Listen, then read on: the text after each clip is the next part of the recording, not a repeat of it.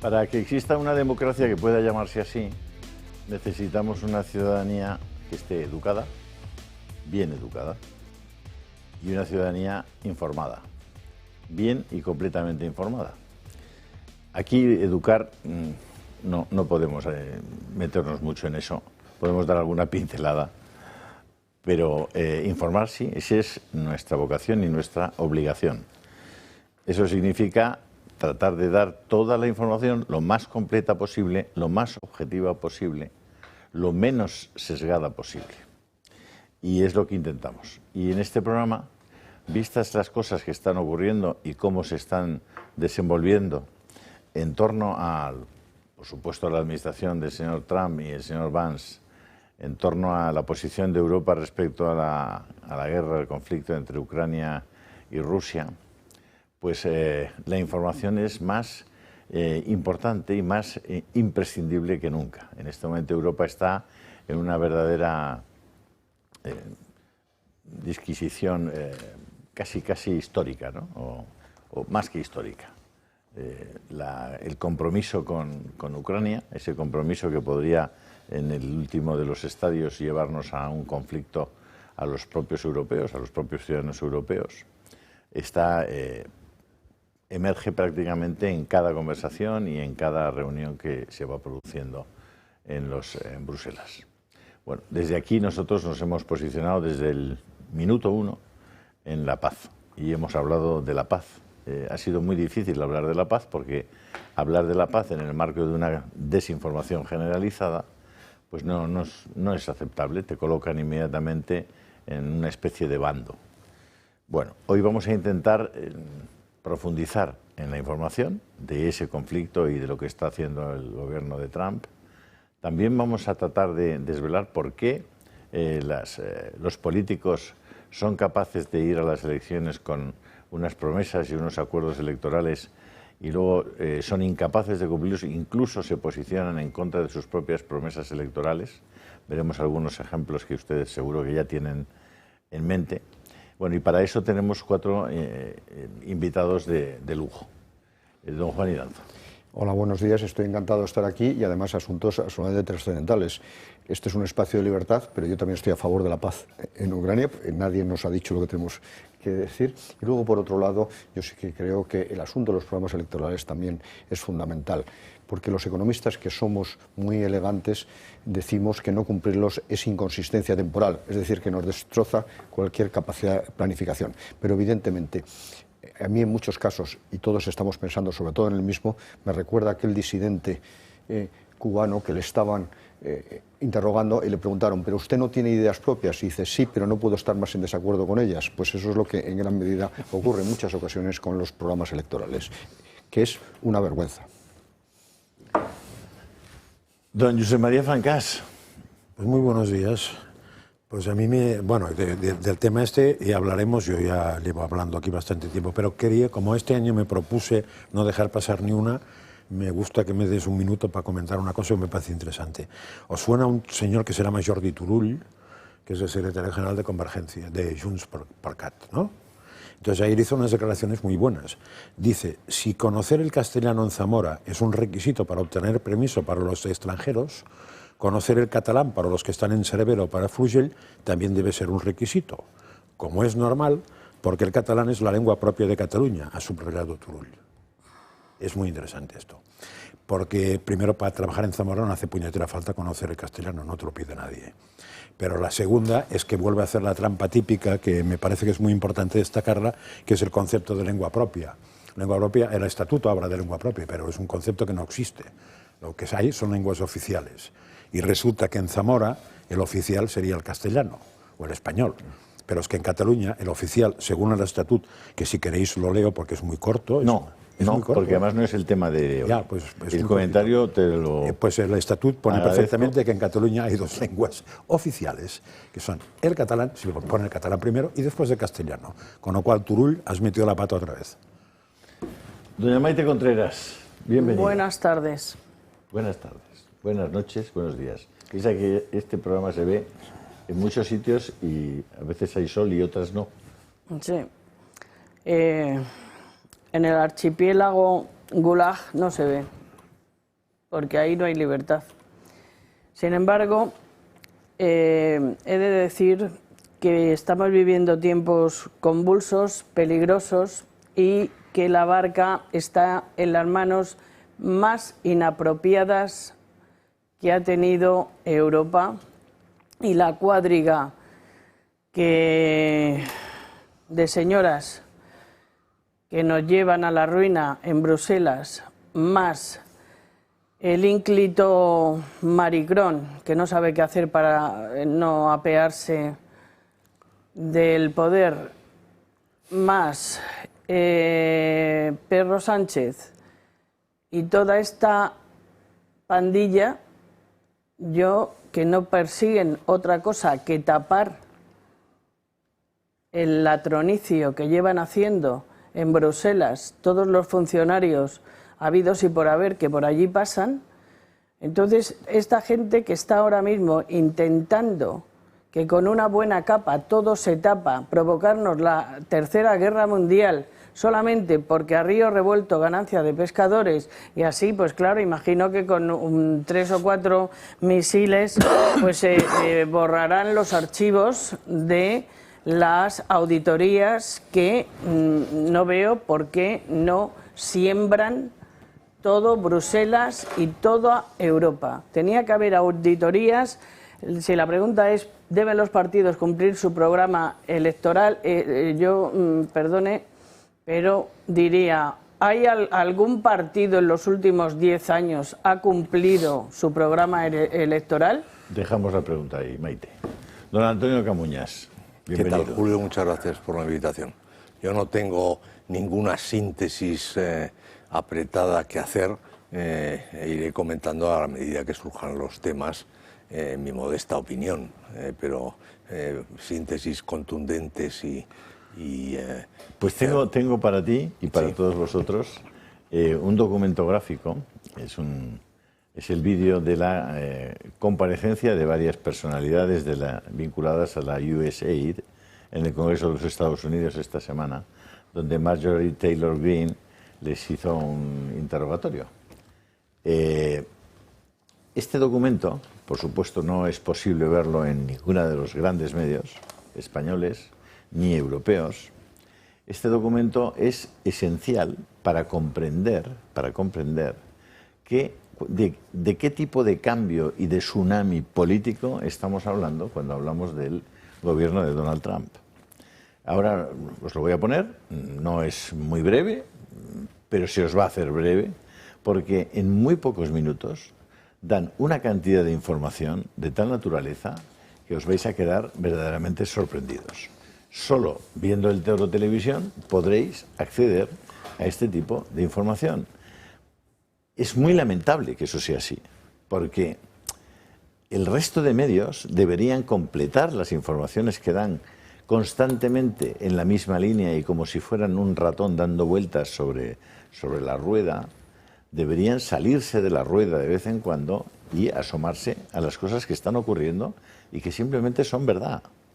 Vamos a ver estas intervenciones en el Congreso de los Estados Unidos y a continuación, si os parece, tomároslo con tranquilidad, cogeros unas palomitas y vamos a verlo. Y este comité, basado en esta audiencia y los testimonios de los testigos, considerará recomendar investigaciones y remisiones penales.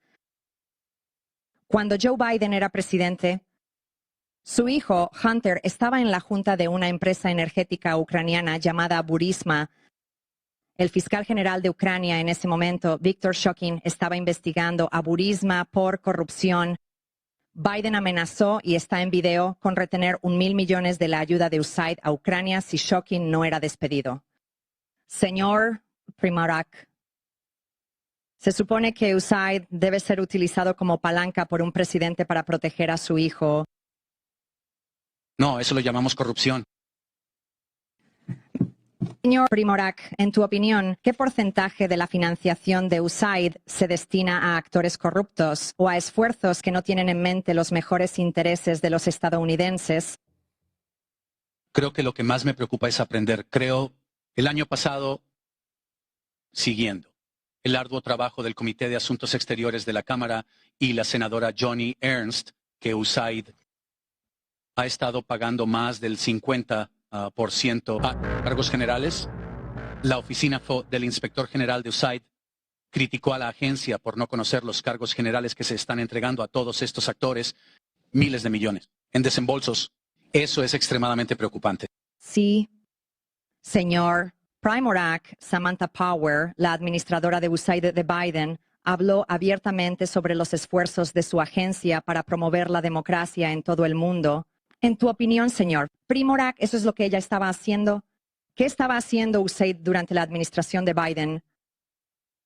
Déjame citar al Santo Padre, el Papa Francisco, quien acusó USAID y otros donantes están promoviendo la colonización ideológica, imponiendo una ideología radical, sobre el mundo en desarrollo que es antifamilia y antivida. Se ha afirmado que USAID gastó decenas de millones de dólares de los contribuyentes estadounidenses para promover propaganda en Brasil en la antesala de las elecciones Bolsonaro-Lula en 2022. Se ha afirmado que este financiamiento se utilizó para aprobar leyes de censura y silenciar la presencia en línea de Bolsonaro, e incluso impedirle postularse para un cargo en el futuro. Señor, en primer lugar, ¿puede ofrecernos alguna idea sobre estas acusaciones o al menos comentar si Estados Unidos debería jugar un papel en derrocar procesos democráticos en todo el mundo? Creo que lo que vimos fue a USAID siendo utilizada como un arma por la administración de Biden y por Samantha Power para atacar a cualquier partido que fuera conservador. Simplemente no sucedió en Brasil. También sucedió, por ejemplo, en países muy proamericanos. Polonia y Hungría también.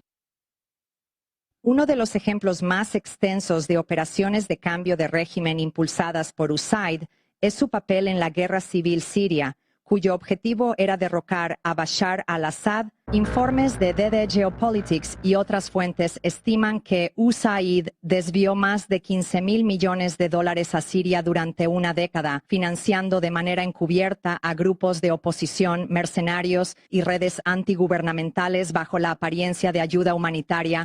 Esto incluyó apoyo a facciones militantes y esfuerzos de propaganda, a menudo en colaboración con la Fundación Nacional para la Democracia. La operación culminó en el derrocamiento de Assad en 2024 por grupos respaldados por Occidente, con los rastros financieros de USAID documentados en informes presupuestarios del Congreso y criticados por funcionarios sirios como una asistencia de las masas. Señor Roman, ¿hacen este tipo de actividades llevadas a cabo por una agencia estadounidense a los estadounidenses más seguros en casa? ¿O corren el riesgo de involucrarnos en conflictos extranjeros más mortales y costosos? Cuando la agencia actúa de acuerdo a la forma en que representa los intereses de seguridad nacional estadounidenses, es correcto, pero cuando se abusa de ello para fines políticos, descontento ideológico y para patrocinar el islamismo, que es inherentemente antiamericano, es el peor agotamiento del dinero de los contribuyentes estadounidenses que se pueda imaginar, especialmente cuando conduce a la pérdida y peligro para las vidas americanas. En 2014, durante el levantamiento de Euromaidán en Ucrania, que llevó al derrocamiento del presidente Viktor Yanukovych, se estima que USAID gastó miles de millones de dólares en iniciativas de la sociedad civil que supuestamente estaban diseñadas para desestabilizar al gobierno prorruso. USAID financió específicamente ONG y medios de comunicación que amplificaron el sentimiento anti-Yanukovych en un esfuerzo por alinear a Ucrania más estrechamente con Occidente. También sabemos que 9 de cada 10 de los principales medios de comunicación de Ucrania reciben financiamiento de USAID. Señor Roman, ¿deberían los dólares de los impuestos de los estadounidenses financiar propaganda? Cuando es propaganda proamericana, sí. Pero si está apoyando a otro régimen que es inherentemente antiamericano, no debería tener ninguna participación en eso, que es el patrón que hemos visto bajo las administraciones de Biden y Obama. Gracias. Ahora reconozco al miembro de mayor rango por 5 minutos. Los Estados Unidos tienen 36 billones de dólares en deuda. 36 billones. Hay muchas hojas de cálculo que lo demuestran. De hecho, hay un reloj de la deuda. ¿Puedes verlo seguir aumentando cada día? En el año fiscal 2024, el gobierno gastó más de 1.8 billones de dólares de lo que ingresó. y en el año fiscal 2025 se espera que los intereses de nuestra deuda superen los $1 billón. Eso es todo. No me importa cómo votes. El pueblo estadounidense no quiere seguir financiando estas campañas de propaganda, cambios de régimen, terroristas, iniciativas LGBTQ, diversidad, equidad e inclusión y otras iniciativas globalistas demócratas. Y aunque la gente quisiera seguir apoyando tales causas, adivinen que pueden apoyarlas con su propio dinero, a través de donaciones privadas, porque la realidad es, amigos, que estamos completamente en quiebra. Sí, el gobierno opera como cualquier otro negocio privado, lo cual debería ser, por cierto, estaría completamente en quiebra. Y fuera del negocio, el año pasado gastamos casi $2 billones más de lo que ingresamos. El gobierno de los Estados Unidos no es una organización benéfica y no debe ser utilizado y abusado por la burocracia para implementar la agenda de la extrema izquierda e imponerla al mundo entero. Una vez más, el 96% de todas las contribuciones políticas de los empleados de USAID van a candidatos del Partido Demócrata o a PACs. Quizás por eso estamos escuchando tantas quejas. La puerta giratoria entre los empleados de USAID y las ONG que reciben financiamiento de USAID es innegable. Quizás deberíamos considerar investigar si el financiamiento de USAID ha regresado a las campañas demócratas, ha afectado a las elecciones. Las verdaderas preguntas a las que el pueblo estadounidense merece conocer las respuestas son estas. ¿Por qué estamos financiando 9 de cada 10 medios de comunicación en Ucrania? ¿Por qué estaba la exadministradora de USAID, Samantha Power, visitando Hungría con el propósito de fortalecer las instituciones democráticas, cuando Hungría es un país que es fuertemente democrático y miembro de la UE y la OTAN? ¿Por qué estaba USAID cofinanciando programas conjuntos con Open Society de George Soros para promover agendas sociales radicales en todo el mundo en desarrollo? ¿Por qué está USAID involucrado en la cancelación de elecciones en Rumanía? ¿Por qué está USAID involucrado en financiar cambios judiciales en Albania que resultaron en la persecución del líder de la oposición albanesa? ¿Por qué está USAID financiando leyes de censura en Brasil para silenciar a Bolsonaro? ¿Por qué está involucrado el financiamiento de USAID en la guerra civil siria? Lo que hemos aprendido aquí hoy es que USAID ha sido utilizado como una herramienta por los demócratas para lavar el cerebro al mundo con propaganda globalista, para forzar cambios de régimen en todo el mundo. Pero si USAID financió el terrorismo que resultó en la muerte de estadounidenses, entonces este comité hará referencias penales. Por último, si este es el financiamiento que ha venido de USAID, la Agencia de los Estados Unidos para el Desarrollo Internacional debe ser abolida. Con esto y sin objeciones, todos los miembros tienen 5 días legislativos para presentar materiales y preguntas escritas adicionales para los testigos, que serán enviadas a los testigos. Si no hay más asuntos, sin objeciones, se levanta la sesión del subcomité. Las últimas semanas han estado llenas de revelaciones sobre cómo se han gastado nuestros dólares de impuestos apoyando causas radicales de izquierda en todo el mundo. Sin embargo, lo que me llamó la atención sobre el abuso de la ayuda extranjera han sido las conexiones con activistas de izquierda aquí, en casa. La red de dinero oscuro de la izquierda incluye a George Soros y sus fundaciones Open Society, la Fundación Tides y la red de organizaciones sin fines de lucro establecida por Arabella Advisors. La red de dinero oscuro de la izquierda tiene vínculos profundos con USAID, que ha recibido, con razón, un renovado escrutinio bajo Doge. Y después Elon Musk arrojó luz sobre el tema. La organización sin fines de lucro, fundada por Soros, tiene una larga historia con USAID. En 2001, la red de la Fundación Soros, que se convirtió en Open Society, incluyó a USAID entre sus socios donantes.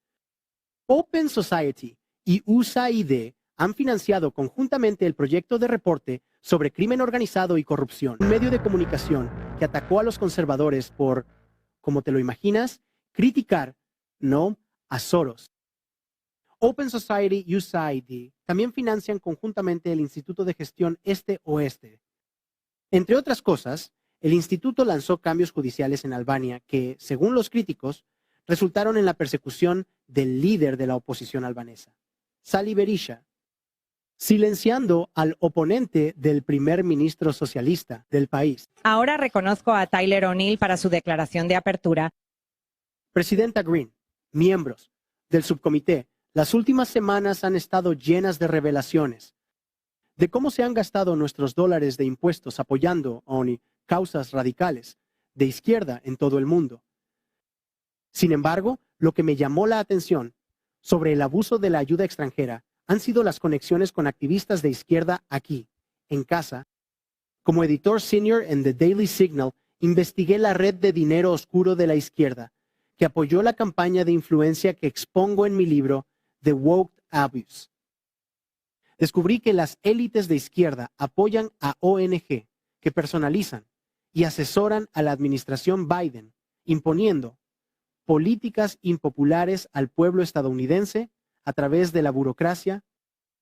En mis comentarios presentaré 3 ejemplos de cómo la red de dinero oscuro de la izquierda se cruza con una sola agencia centrada, PERN, en MIN, la ayuda exterior, Estados Unidos, agencia de los Estados Unidos para el Desarrollo Internacional. Las opiniones que expresar en este testimonio son las mías. La red de dinero oscuro de la izquierda incluye a George Soros y sus fundaciones Open Society, la Fundación Tides y la red de organizaciones sin fines de lucro establecida por Arabella Advisors. ¿Qué quieren que les diga? La gran purga. Y ahí, vamos a ver. Muy bien. Tú has hablado del latrocinio, has hablado de auditorías. La transparencia debería ser la forma habitual de conducirse de los Pero es que yo creo que además debemos para orientar a los televidentes, dar una serie de cifras para saber de qué estamos hablando. Adelante. La Agencia Estadounidense de Desarrollo Internacional fue creada en 1961 por John Fitzgerald Kennedy. Actualmente tiene 10.000 empleados. 2/3 partes de los mismos están fuera de Estados Unidos, en 60 misiones que, como vemos, tienen poco que ver con la ayuda al desarrollo, y su objetivo, en principio, es la ayuda al desarrollo. En el año 2023 gastó 43.400 millones de dólares, es decir, el doble que el presupuesto español en defensa, algo más del doble, para que se hagan ustedes una idea. Y en este sentido, el 37%, 16.100 millones, fue en gobernanza, que ya entiendo yo lo que es gobernanza, que es tal y como se ha definido en el vídeo que acabamos de ver. Que gobiernan los míos. Efectivamente. Por otro lado, hay que tener en cuenta que la ayuda humanitaria, que también hay que discutir, es el 23%, y la sanidad el 16,19%, con 7.000 millones. Es decir, tiene una gran capacidad de impacto. ¿En dónde? Pues básicamente ha destinado sus recursos a Ucrania, 16.000 millones, es decir, prácticamente el 36,5% del total del presupuesto. Pero también interviene en todos esos países que se ha dicho, pero muy especialmente en Jordania, Etiopía, etcétera. Y luego, por otro lado, hay que tener en cuenta que también tiene una presencia significativa en Iberoamérica, sobre todo en países como Guatemala, Venezuela, Colombia, etcétera. Bueno, es que si segmentamos la información que hemos ido recibiendo en este vídeo, pues imagínate, ya sabemos por qué Bolsonaro perdió las elecciones, ya sabemos por qué ha ocurrido en Albania lo que ha ocurrido con la oposición, ya sabemos por qué en Rumanía han anulado las elecciones, ya sabemos por qué Hungría está penalizado sistemáticamente por la Unión Europea cada vez que pone sobre la mesa una forma de entender el mundo distinta de la que plantean las élites europeas. Bueno, ya sabemos. Yo voy a tratar de hacer una pequeña comparación antes de daros la palabra. Vamos a ver. Europa está hablando de armarse. Es decir, de construir un ejército potentísimo que sea capaz de, porque está hablando de armarse para hacer frente a una posible agresión rusa. No está hablando de armarse para enfrentarse a los Estados Unidos, ni está hablando de armarse para enfrentarse a China o a Marruecos. No, está hablando de armarse para construir una arquitectura capaz de protegerse de una posible ataque ruso. Vamos a ver. Rusia tiene 11 bases militares en el mundo. La mayor parte de ellas las tiene casi al lado de su territorio, de su frontera. Los Estados Unidos tienen 700. En una guerra convencional sin armas nucleares, Estados Unidos arrasa a Rusia en 25 minutos. O sea, no hay comparación posible entre la potencia militar convencional de los Estados Unidos de América y los rusos. Ninguna.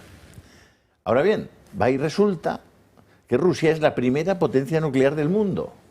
Es decir, que si tú eres capaz de tener un ejército capaz de aplastar convencionalmente a Rusia, te vas a encontrar con que vas a aplastar convencionalmente a alguien que tiene la mayor cantidad de ojivas nucleares del mundo. Entonces, si planteas la partida así, tendrás que saber hasta dónde estás dispuesto a llegar.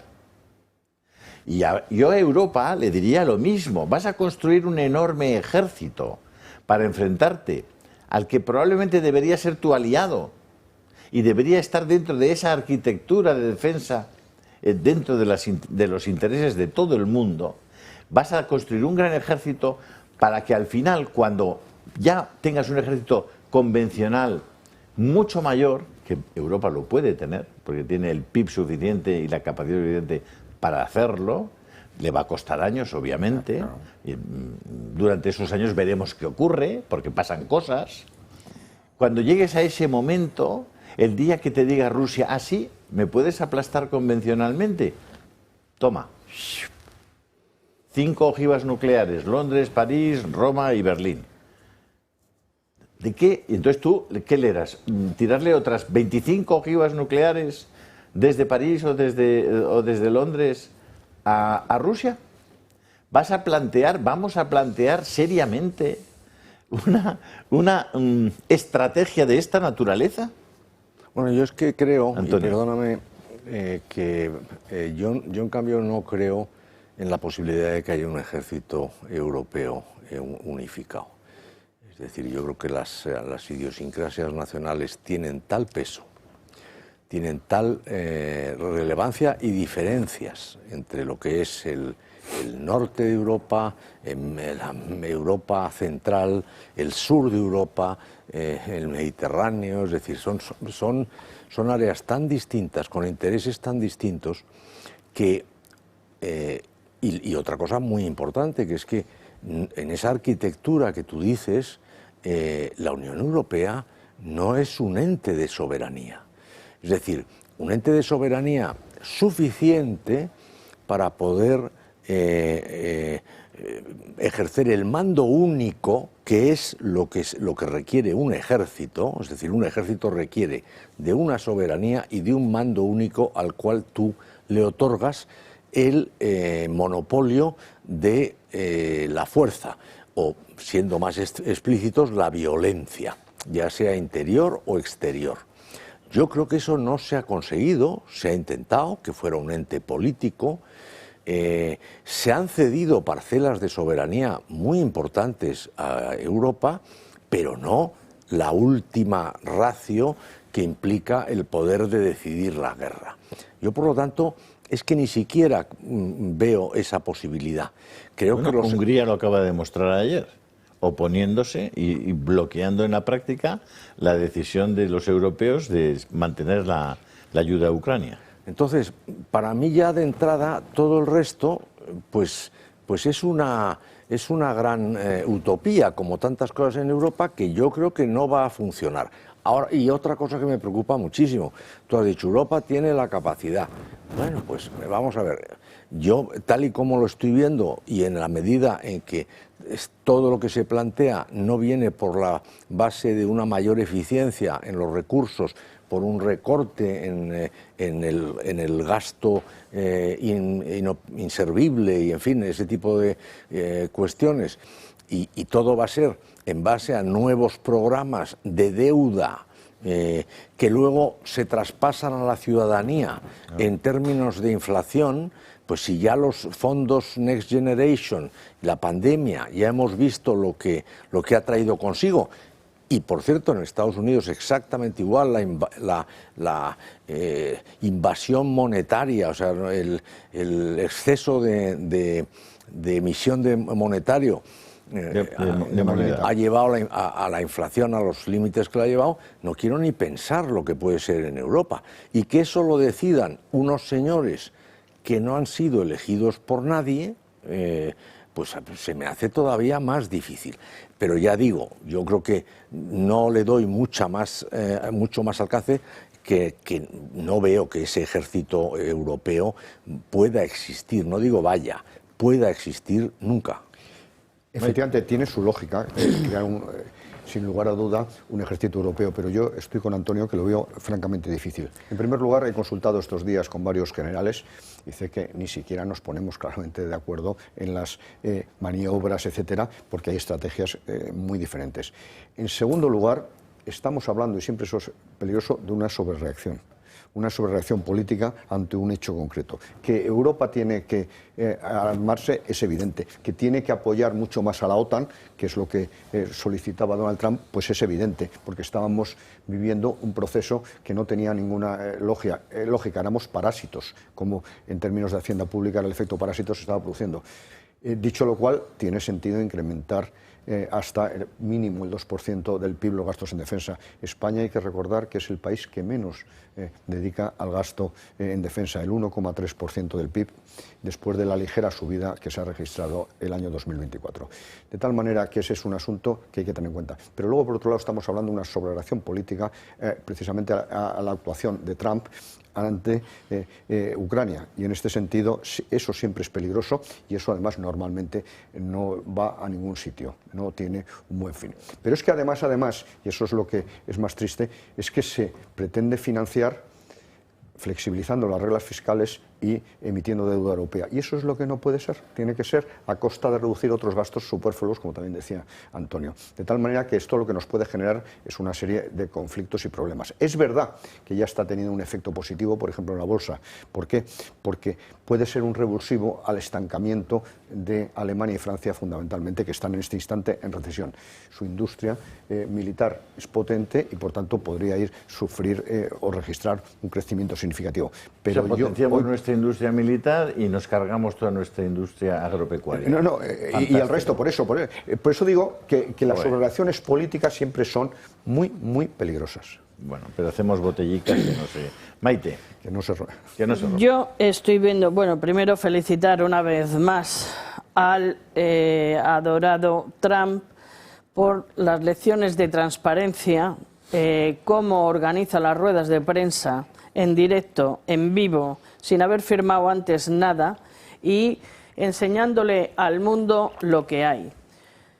Luego, claro, el mundo tiene que ver 15 veces el mismo vídeo, con una cámara desde allí, con otra cámara desde allí, con un contrapicado, con un barrido, para entender lo que no quiere entender, que es la verdad y la transparencia. La purga ya ha empezado. Entonces, Estados Unidos acaba de empezar lo que yo llamaría la gran purga de Occidente. Se va a redefinir, que ya era hora, qué es democracia, qué es Occidente, dónde están los comunistas, dónde están los socialistas, que es lo mismo, y dónde está el capitalismo, dónde está el comunismo. Esta definición del planeta era necesaria, y para eso es como cuando limpias un armario. Primero hay que sacar todo y luego empezar a ver qué es lo que vale la pena volver a meter.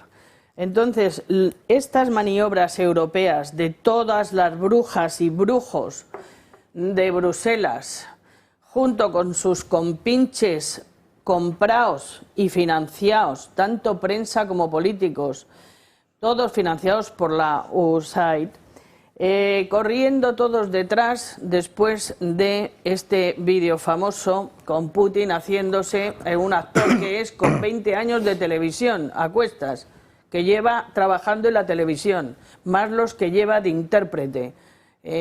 Zelensky es un actor, que no se le olvide a nadie. Es un actor que reventó la reunión a última hora y que quiso poner como un infantil, como tantos infantiles adolescentes que tenemos en el poder en Europa. Tenemos a Pedro, tenemos a Zelensky, tenemos a este, y luego tenemos una serie de brujas por ahí mangoneando, que no se quieren apear del carro y no quieren irse a hacer unas cookies para los nietos en sus países de origen, en sus pequeños países de origen, quiero matizar.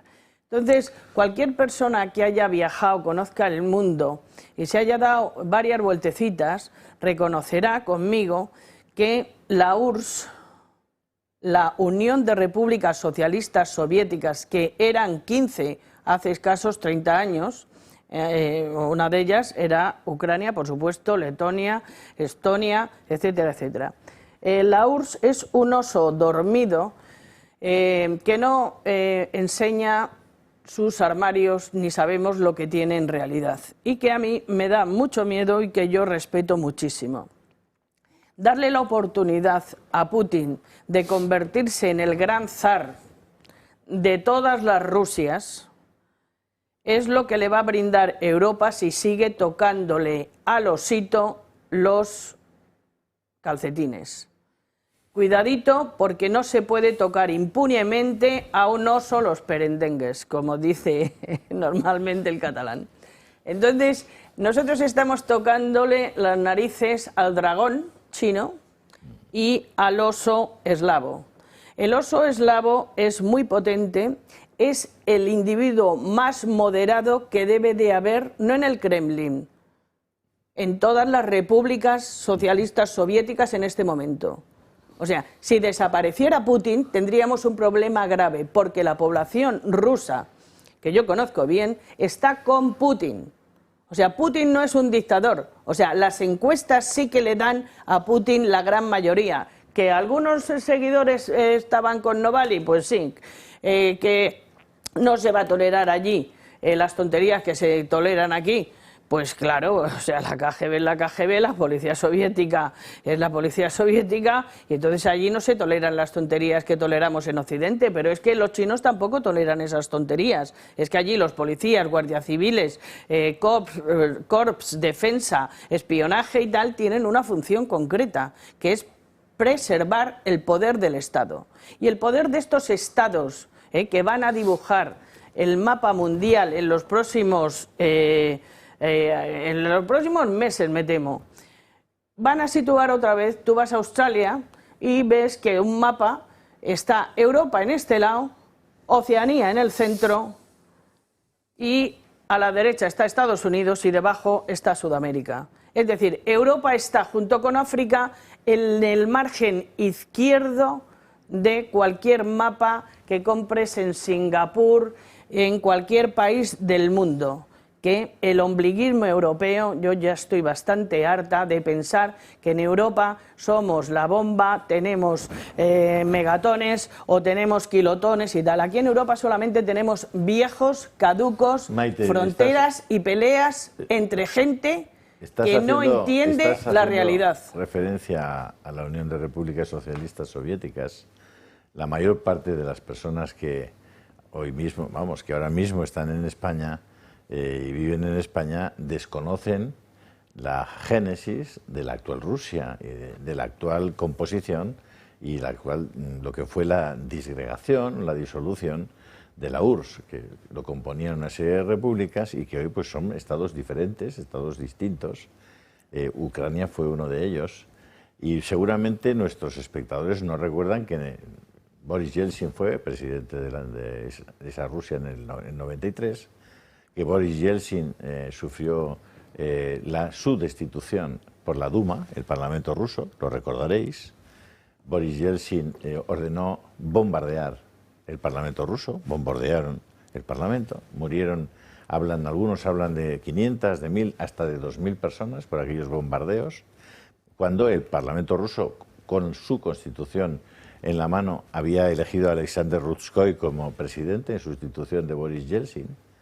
Es decir, y ahí lo que se produjo es un movimiento por parte de Occidente, especialmente de la CIA y del MI6, para que hubiera se produjeran esos acontecimientos en Rusia.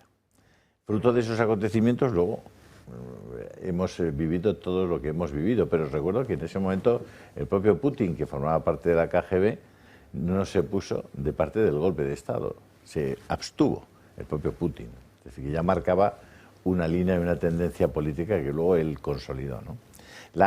Tratar de juzgar con los parámetros desde mi punto de vista de Occidente lo que es hoy Rusia es un error absoluto. Es decir, no, tratar de decir, oye, no, es que en Marruecos mañana hay que montar una democracia como la francesa. Pues inténtelo usted. Bueno, ya lo han hecho en Libia y mira los resultados. Hombre. Es decir, que cada pueblo tiene su circunstancia concreta en el tiempo y en el espacio, y tú no puedes imponer una forma de pensar a toda una población, ni no sé cómo lo veis eso, pero estamos emitiendo un montón de juicios sobre temas que realmente desconocemos, sobre realidades políticas y sociales que desconocemos. Y además es muy amplio todo. Yo te voy a decir 4 cosas sueltas que tienen que ver con lo que habéis ido diciendo. Y siempre que se habla de esto, yo recuerdo el discurso de Solzhenitsyn. Ay, Frankie, perdóname, me echan bronca. Guarda, te doy ahora mismo la palabra. Sí, sí. Publicidad un momento y volvemos con Francas. Eso es clave. Después del interruptus que le he hecho al pobre José María, lo prometido es deuda. Frankie. Pero estoy muy acostumbrado a la vida, no te preocupes. Digo que recuerdo siempre el discurso de Solzhenitsyn cuando le dan el premio Nobel, y no olvidemos que era un represaliado de la URSS, o sea, venía de Gulag, y dice, el peligro no es Rusia, el peligro es China, y se lo intenta explicar a los europeos, a Estados Unidos y a los propios rusos.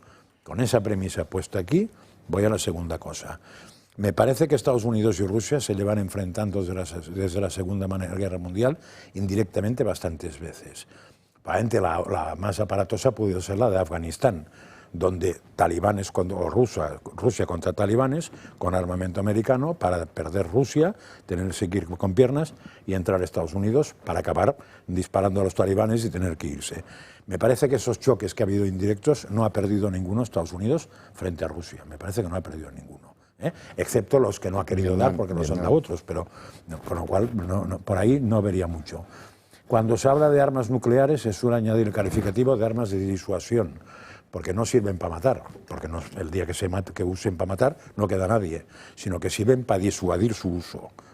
Entonces Francia también tiene pocas, pero tiene alguna. Tampoco hace falta cientos para cargarte todo un país. 25, con poquitas lo resuelves. Cuando hablabais de la organización esta norteamericana que ha dedicado tanto tiempo a desestabilizar, recuerdo que eso es peccata minuta, porque la gente de la CIA te dice que la CIA es la que organiza lo que llaman golpes blandos. Por ejemplo, estos que se han ido nombrando, que aparte del dinero que ponen ellos por su cuenta, pueden venir ayudas de los otros lados, pero el gordo no lo pone la organización esta, lo ponen otros, ¿no? Después me preocupa mucho que lo que hemos visto, porque yo estoy aún con el primer tema, que de manera de despilfarrar a Estados Unidos del dinero es la misma que tiene Europa y es la misma que tiene España. Solo que, claro, en proporciones propias, ¿no? Europa tirará más, España tirará menos, pero mucho más de lo que debería tirar. Y por último, la Unión Europea, sobre el papel, en teoría, cuando se habla de ejército, se habla de OTAN. No es que hablen ahora de OTAN, pero tendrían que hablar de OTAN, porque no es lo mismo atacar a un país como es Ucrania, que lo pueda atacar quien quiera, que atacar a un país como es Letonia, que es OTAN. En teoría, sobre el tratado, si tú atacas a OTAN, atacas a Estados Unidos.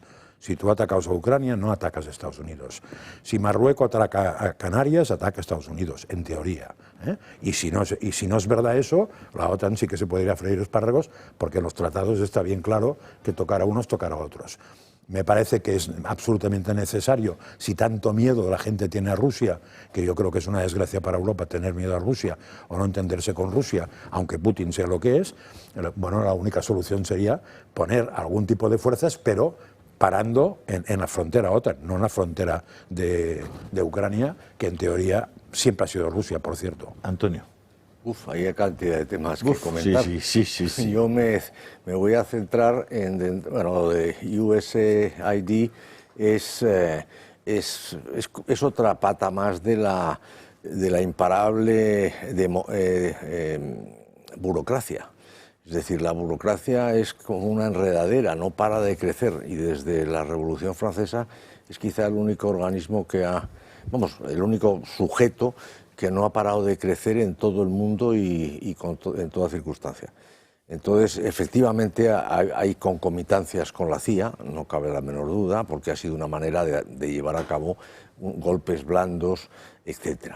Y a mí me parece bien que se expongan, entre otras cosas, la contradicción enorme que hay de las organizaciones no gubernamentales que están financiadas por gobiernos, que es una cosa verdaderamente paradójica. Luego, en cuanto al enfoque diplomático de Trump, pues yo no puedo estar muy de acuerdo, es decir, pero por una cosa, me refiero a la democracia televisada que mencionabas antes. Vamos a ver, yo he estado una serie de años cerca y aprendiendo en la democracia, en la diplomacia, perdón, más antigua del mundo, que es la Vaticana. La Vaticana, aparte de cualquier consideración moral, que no viene al caso, expresa muy claramente una de las cuestiones que planteaba Juan Iranzo, que es decir, la sobrereacción, es decir, que no haya prisas, es decir, la necesidad de que haya calma y darle un cierto tiempo. Reposo. Reposo, está muy bien expresado eso. Y segundo, que no sea público. Ellos no dicen que sea en secreto, sino que sean negociaciones discretas. Entonces, porque si nos ponemos en plan riguroso, hoy no doy una, hoy vamos, tú en una lengua que no es la tuya puedes hacer un saludo introductorio de varios minutos, pues antes de retirarte a una sala donde expones con toda crudeza, porque ya sabemos que eso es lo que pasa en las salas de negociación, la realidad de las cosas. Yo creo que dejar, por ejemplo, la reunión de Starmer con Zelensky, la que se celebra en Londres al día siguiente, creo, duró 2 minutos frente a la prensa. 1 minuto, y hablaron los dos, 1 minuto Starmer y otro Zelensky. Luego con Meloni, como es lógico, ella tiende a hablar más, duró 3. Entonces lo que no puedes estar es 50 minutos hablando con un señor que no habla en su lengua, porque además hubo malentendidos por los dos lados. Es decir, Trump en un momento dado entendió que no había apoyado a Ucrania, el otro decía, no, hemos luchado desde el principio solos. Bueno, es decir, uno tiene que, en una negociación de ese calibre, tiene que hablar en su idioma y con traductor, entre otras cosas, para darse tiempo a pensar, a razonar, a reflexionar antes de expresarse. Incluso, déjame, te diré que algún experto lo que ha hecho en ese tipo de reuniones es, sabiendo el idioma de otro, usar el traductor igual, pero por supuesto, porque mientras el traductor traduce, ¿o tú crees que vas dándole al magín? No sabe inglés, sabe inglés que probablemente mejor que nosotros, pero no se le ocurre otra cosa que expresarse en su idioma. Está claro. Y en términos internacionales se hace así, es decir, en cuanto es una negociación seria y no es una negociación puramente de cortesía, y se entiende perfectamente, con lo cual estamos hablando de subvertir una serie de normas que son básicas y que obligan a presenciar a los líderes haciendo unos movimientos, pues en el fondo, a mi juicio, fuera de lugar en algo tan serio. Entonces, sí, sé que Trump ha optado por esa opción de democracia en directo, sí, pero bueno, hay cosas que a mi juicio, hasta que no pueda. Y tal y como yo he aprendido lo que es la diplomacia, no se deben, se pueden, pero no se deben Antonio, vamos a una pregunta concreta. Sí. ¿Europa debe construir un ejército mucho más potente y dedicar recursos ilimitados a la construcción de ese ejército? ¿Y por qué? No, ya he dicho antes que yo creo que es bueno que Europa se fortalezca militarmente hasta 80 años, que no es poca cosa. ¿De dónde saca los recursos? ¿A qué se los quita? ¿O eres partidario de que se endeude? A nosotros. No, ¿Se endeude? Pero si yo he dicho antes que mi espanto es que esa construcción del ejército no pase por una redefinición del gasto superfluo, por unos recortes, por una mayor eficiencia. Es decir, no, esto va a ser otro aluvión de deuda. Entonces dices, bueno, pero es que nos van a arruinar directamente, porque al final la deuda se acaba pagando vía inflación. Entonces, claro, si ya estamos sufriendo la... Es decir, no eres partidario de ir a la construcción de un ejército con deuda. No, para nada, no. Lo he dejado claro en mi primera intervención. ¿Eres partidario de ir a un ejército, a la construcción de un ejército? Al fortalecimiento de la gastos. defensa nacional de entrada. Y si puede ser en coordinación con otros ejércitos, que por cierto, la única coordinación real que existe entre los ejércitos europeos es la que brinda el paraguas OTAN, que es lo que hay que reforzar. Lo que uniformiza los estándares de unos y otros ejércitos. Porque como alguien ha dicho muy bien, en este caso creo que has sido tú, Julio, cada ejército tiene no solo su idiosincrasia, sino su tradición y su manera de enfocar un conflicto. Entonces no es fácil, pero eso entre los europeos, los americanos, los rusos, o sea, son fórmulas distintas. Yo no soy un experto para nada en estrategia militar. Antonio, otra pregunta, directa te la hago. ¿Europa debe seguir enviando dinero y armas a Ucrania? Vamos a ver, yo creo que ya deberíamos ser conscientes un poco de lo que intenta trasladar Trump, que es que la Unión Soviética no es un enemigo en este momento, es un enemigo regional, o sea, no tiene una capacidad hegemónica como por ejemplo, ni siquiera, vamos, yo dudo de que tenga la voluntad de invadir nada. Nada que no sea lo que ellos consideran, por una serie de circunstancias, que ha sido una parte de esa Rusia, que en el caso de Ucrania, pues te das cuenta que a poco que leas, pues es algo muy cercano al alma rusa y al corazón ruso, ¿no? El origen de la madre Rusia. Pero bien, aparte de eso, el mensaje que está trasladando Trump, tal y como yo lo interpreto, es: Rusia no es nuestro enemigo, porque hoy en día tenemos enemigos más importantes. Entonces, sí, ¿es una potencia? Sí. ¿Regional? Sí. Y yo creo que incluso hay ideólogos dentro del Partido Republicano, y ya en el primer mandato, y yo creo que alguna vez lo he expresado aquí, que decían, vamos a ver, si ustedes son Eurasia, si ustedes son incapaces de pegar un tiro a nadie, porque no es que ya no tengan capacidad, es que el coste de asumir en términos de opinión pública lo que pueda ser un tal, pues no sé, busquen un acuerdo con Rusia. Por cierto, si la OTAN saltara por los aires o de alguna manera Estados Unidos nos esté demostrando que se puede liberar la negociación y de pronto introducir a Rusia en el G7, o que sería obviamente, supongo que G8, en el caso de que eso fuera así, ¿qué impediría que los estados europeos tuvieran relaciones bilaterales con Rusia? Porque la soberanía, como he dicho al principio, no se ha cedido. Entonces, si Estados Unidos puede negociar con Rusia y puede eventualmente meterla en el concierto internacional y darle un sitio en el G8, ¿qué impide que haya estados que puedan negociar con Rusia condiciones más favorables de tipo energético? En fin, no lo sé, es que todo esto es un gran laberinto, es decir, es una encrucijada complejísima, pero desde luego no, a mi juicio, que no se puede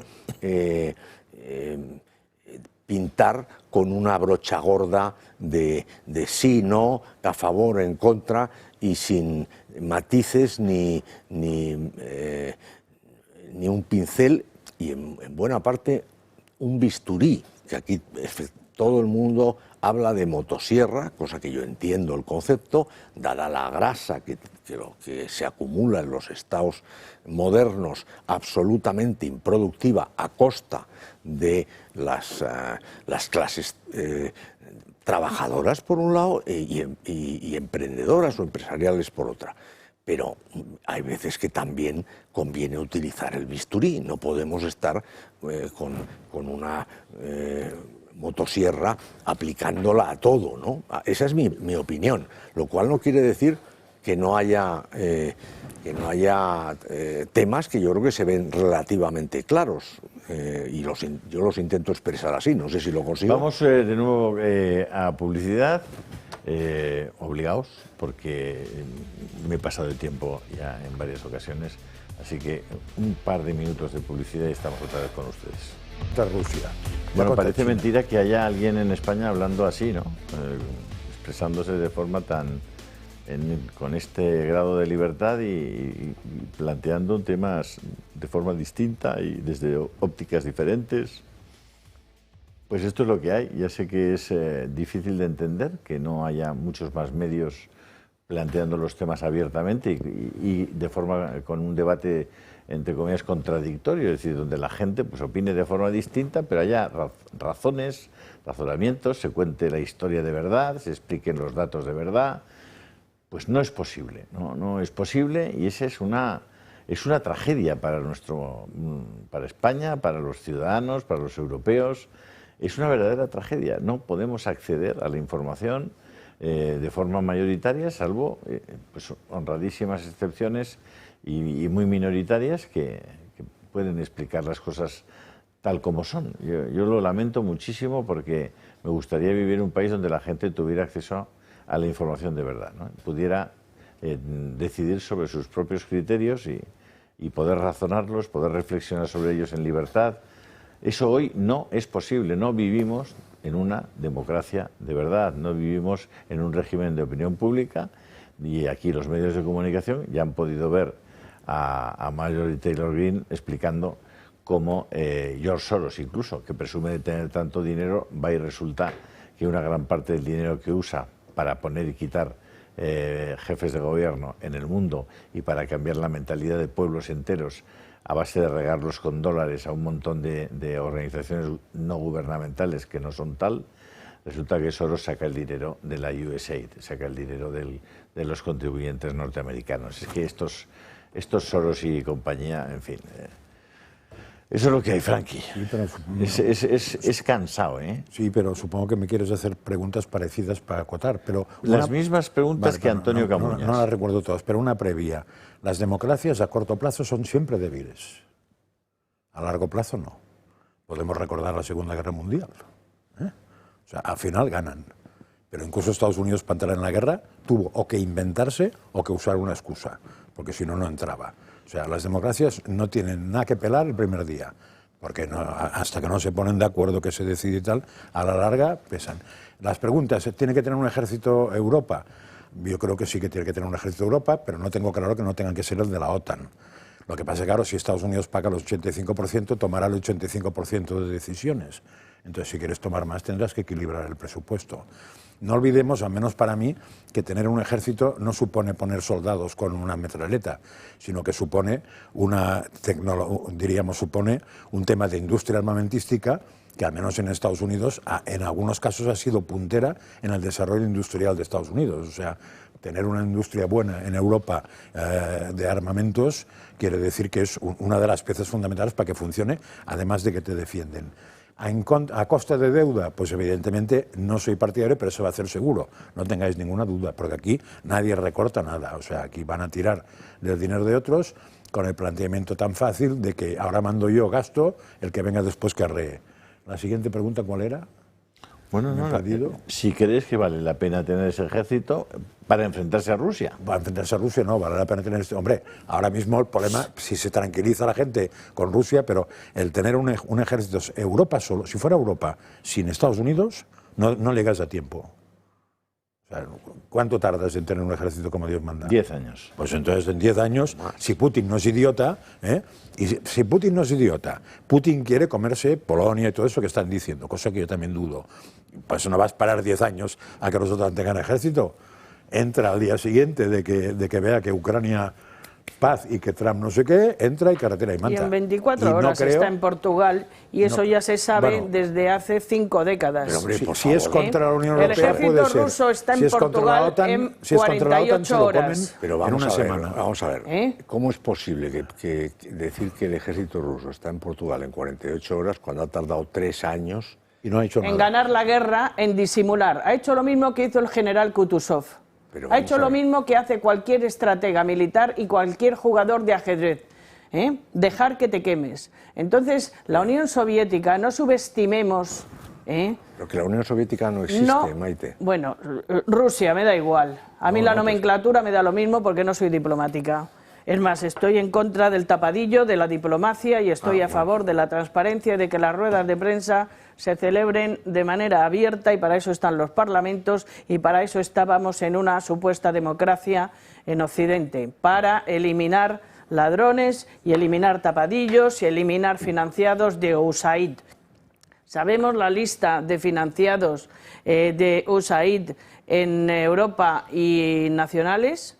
Sabemos cuántos periodistas con nombres y apellidos en Europa, en España, en Italia, en todos los corresponsales, que todos estaban y están en USAID, porque si no, no van.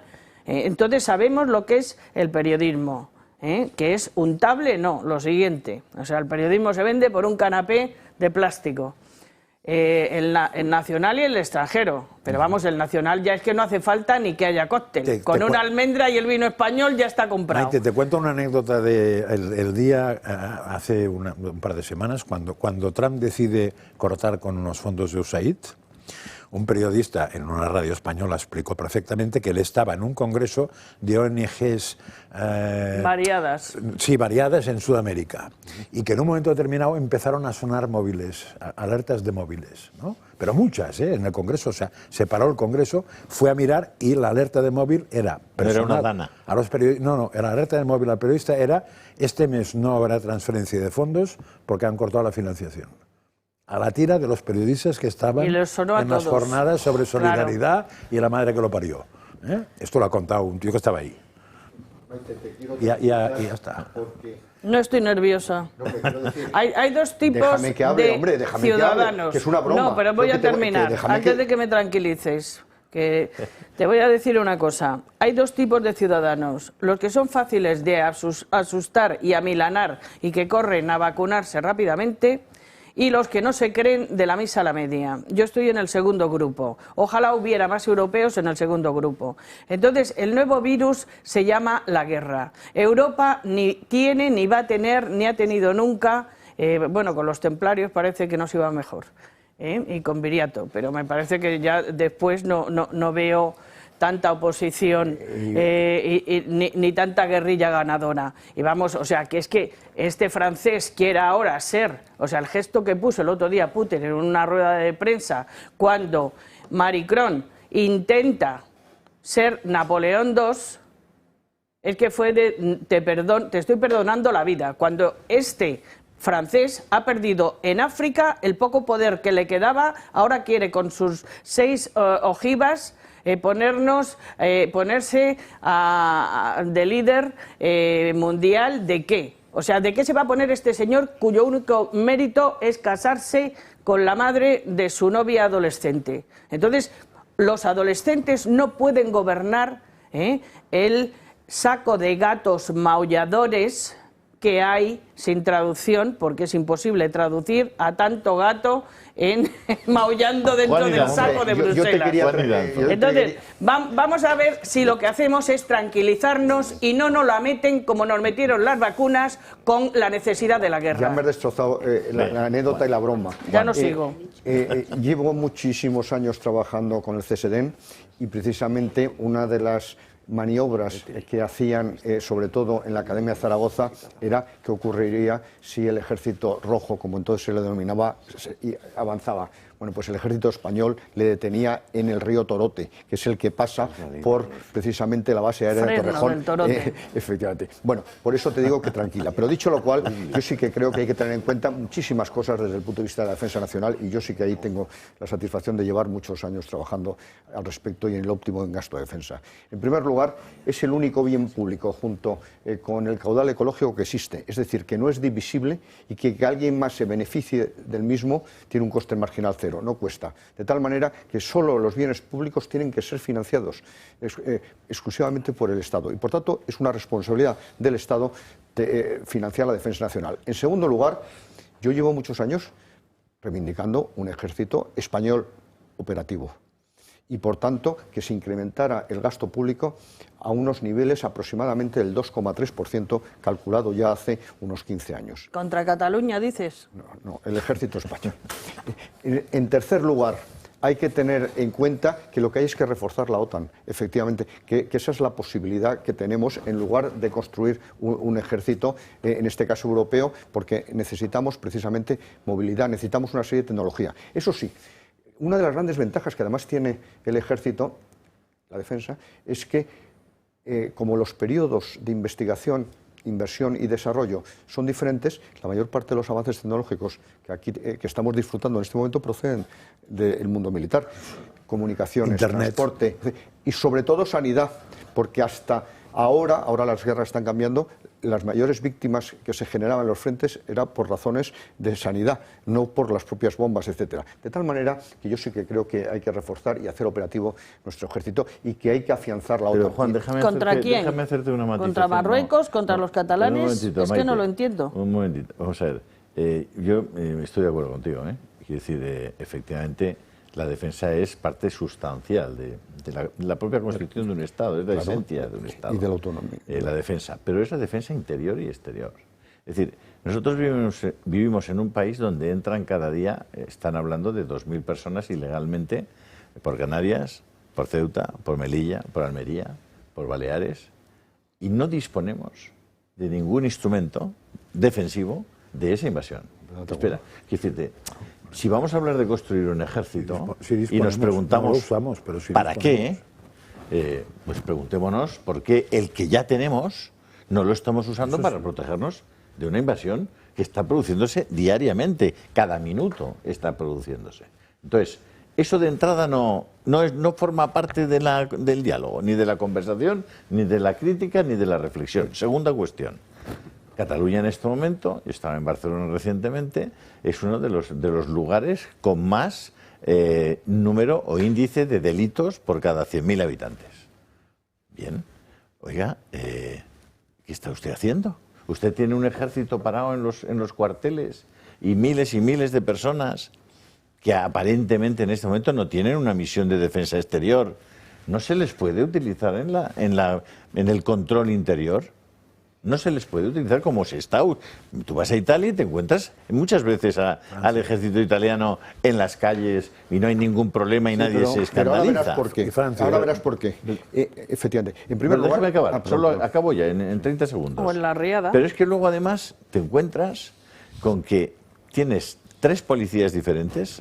Estoy hablando de Mossos, China, tal, forales en Navarra, Guardia Civil y policía. Vaya usted a los cuarteles de la Guardia Civil en España. Duermen en condiciones peores que los que vienen en los cayucos. Si te vas a los cuarteles en muchas partes de España, y es verdaderamente, no solamente los cuarteles, las propias comandancias de la Guardia Civil, que dices, pero ¿cómo puede esta gente vivir en estas condiciones? Si queréis, bueno, porque no nos dejarán, pero a ver quién hace por lo menos el esfuerzo de transparencia de enseñarnos cómo nuestro ejército, la Guardia Civil, la policía, tal. Resulta que los mozos cobran 3.000 al mes y los policías cobran 2.000. Pero eso, ¿sabes? Se Chico, llama... es que tenemos que meter en esta conversación pero estoy muchos completamente- ingredientes. No, pero es que estoy completamente de acuerdo contigo, pero eso se llama política populista antimilitarista. Porque además hay que recordar que la Guardia Civil es parte del ejército, es un cuerpo militar. armado. De tal manera que eso es lo que hay que tener claro. Entonces aquí, en los últimos años, se ha llevado a cabo una política absolutamente antimilitarista. ¿Y sabes por qué no están el ejército español en la calle? Porque no se le quiere sacar. Porque, de hecho, cuando ha habido situaciones muy alarmantes de terrorismo internacional y se nos ha dado una alerta, no se ha querido subir el grado de alerta a nivel 5 para no sacar al ejército a la calle, porque es lo que está establecido, como es lógico y como ocurre en casi todos los países. En la Riada que no se vieran militares con escometraleta. Efectivamente. Ese es todo el tema. Pero, insisto, hay que acabar con esa idea y efectivamente necesitamos un ejército nacional para garantizar... Oye, deja de decir metralleta ya, que me estás Y cabreando. probablemente... Subfusiles. Yo vengo de el hazañas Z-45. bélicas. Yo vengo de hazañas No, bélicas. se nota que no has hecho la mili. Claro. Es la metralleta, dice. Bueno, Está la mili todavía- está obligatoria, todavía ¿para cuándo? En Elliot Ness. Pero medio país no ha hecho la mili y me entenderá Antonio, más a mí. Antonio, ¿Por qué no favor. hablamos de la mili obligatoria? Bueno. Femenina y masculina, ya que estamos tan proguerras. Bueno, eso acabará hablándose. ¿Eh? Pues Antonio. yo me gastaría el dinero en reforzar los juzgados y en aplicar las leyes y o establecer la pena de muerte o reforzar las cárceles. Porque claro, ¿qué hacemos con los que se capturan en las guerras? ¿Los dejamos así que pululen y aprendan catalán y si quiero me voy para los Monegros y si no me voy para las Urdes? ¿Cómo hacemos con eso? Antonio. Creo que no se lo han planteado eso.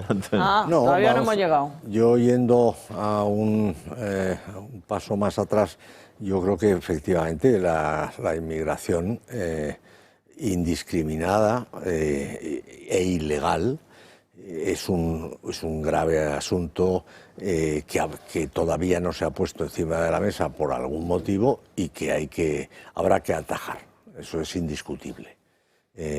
Creo que se piensa que tiene que haber un reemplazo de la población por el envejecimiento y porque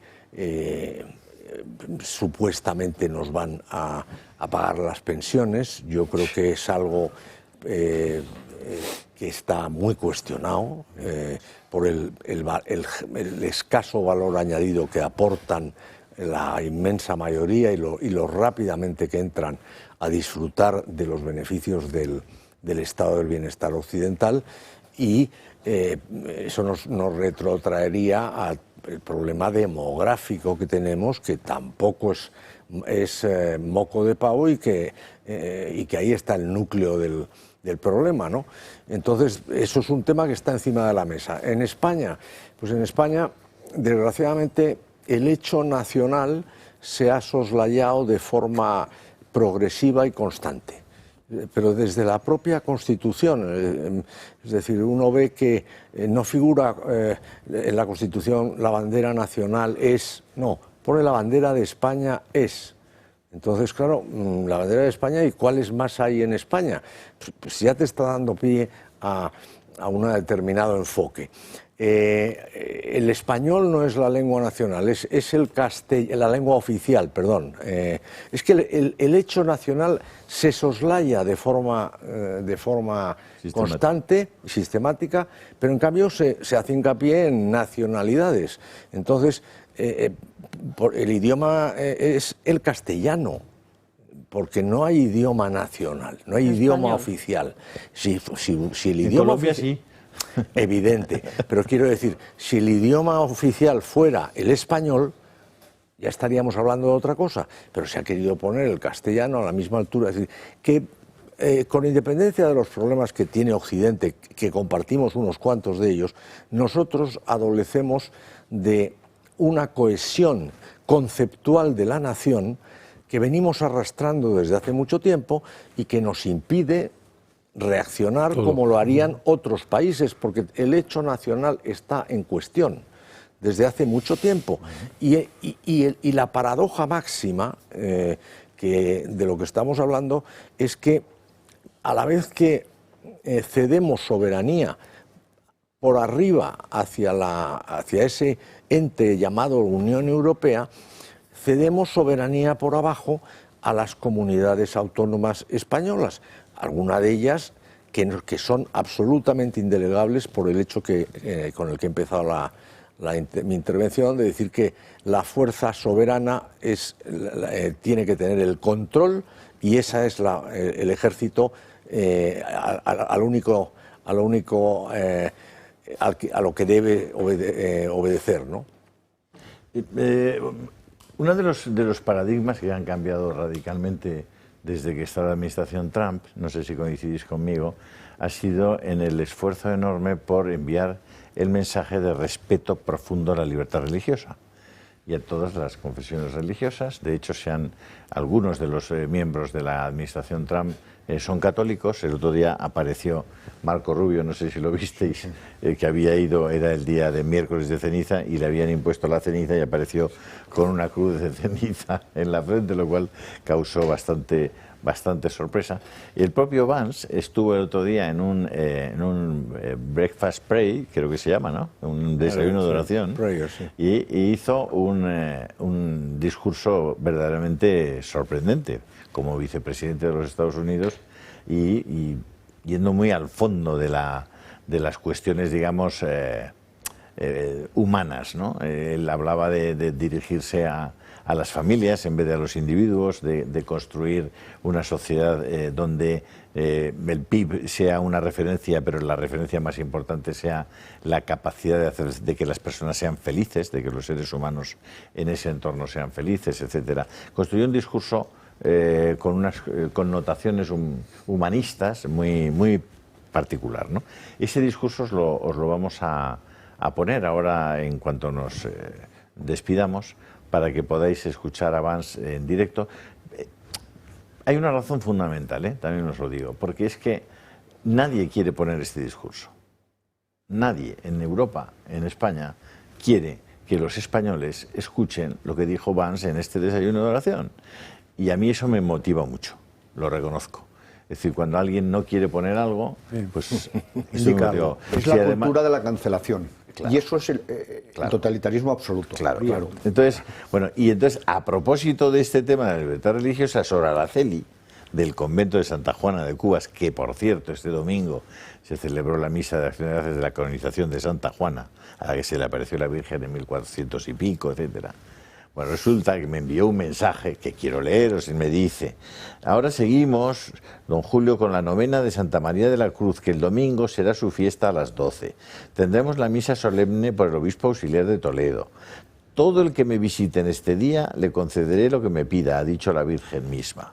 Si le parece anunciarlo algunos días de esta semana, se lo agradeceríamos, sobre todo ella, la Virgen. Entonces, como Sor Araceli me pide esto, no puedo hacer otra cosa que pediros que estéis en el convento de Santa Juana, en Cubas de la Sagra, el domingo a las 12, en esta misa de acción de gracias. Las monjas son una verdadera maravilla, y el convento es un lugar muy especial. Os recomiendo estar ahí el domingo a las 12. Digo, es que puede no haberse entendido una cosa que han dicho, ¿no? Leo la Constitución. El castellano es la lengua oficial del Estado. O sea, España sí tiene lengua oficial. Sí, pero el Estado no es España. Bueno, es que siempre estamos hablando. Cuidado. Se supone que el Estado es España en la Constitución española. Se supone los matices está mal. Tiene que decir el español es la lengua oficial del Estado. Pues nada. Pero la Constitución y que lo corrijan, porque lo dijo Camilo José Cela y está mal. Bueno, una cosa es la Constitución escrita. Y otra cosa es la realidad constitucional española, que no tiene nada que ver y cada día menos que ver con la Constitución escrita. La prueba es que en Cataluña tú no puedes llevar a tu hijo a un lugar donde la lengua vehicular sea el idioma oficial del Estado. No es posible. Es más, están avanzando de tal manera los soros catalanes que ayer en Valencia, en la consulta que han hecho a los padres valencianos, resulta que hay más padres que han elegido como lengua vehicular el valenciano en los colegios que el español. Por muy poquito, pero esa es la realidad. ¿Me intentas explicar lo que pasa en Cataluña? No. Porque me lo he sufrido igual. Pero eso es una cosa, y otra cosa es que la Constitución pone lo que pone. A partir de ahí se la salta al que se la salta, y en teoría hace mal, pero se la puede saltar. Porque antes ha salido una frase que a mí me ha parecido, no sé qué decíais de la transparencia. No creo que los políticos lo importante no es que sean transparentes, es que sean honestos. Pues si son transparentes ya son honestos, porque se les ve lo que llevan en los bolsillos. Cuando un señor no es honesto, no es buen padre como padre, no es buen hijo como hijo, pero tampoco es buen servidor público como político. Y ahí poco tenemos que pelar, porque si lo único que hay que hacer es leyes para que el deshonesto no triunfe, no pararemos de hacer leyes. Pero en fin, es lo que habrá que hacer, pero no deja de ser una desgracia, porque sin honestidad del político estamos bien arreglados. Vamos a publicidad porque nos obligan. El nuevo Papa Negro no lo soluciona.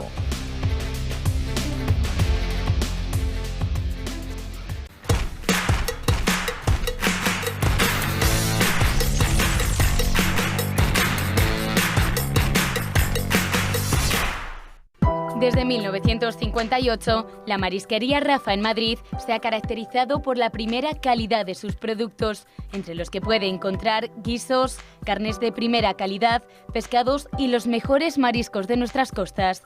Todo elaborado a base de recetas tradicionales. Podrá disfrutar de sus deliciosos platos en la barra, en su preciosa terraza o en alguno de sus salones privados. Le esperamos en Rafa, calle Narváez 68. No se pierda los sabores de la buena cocina.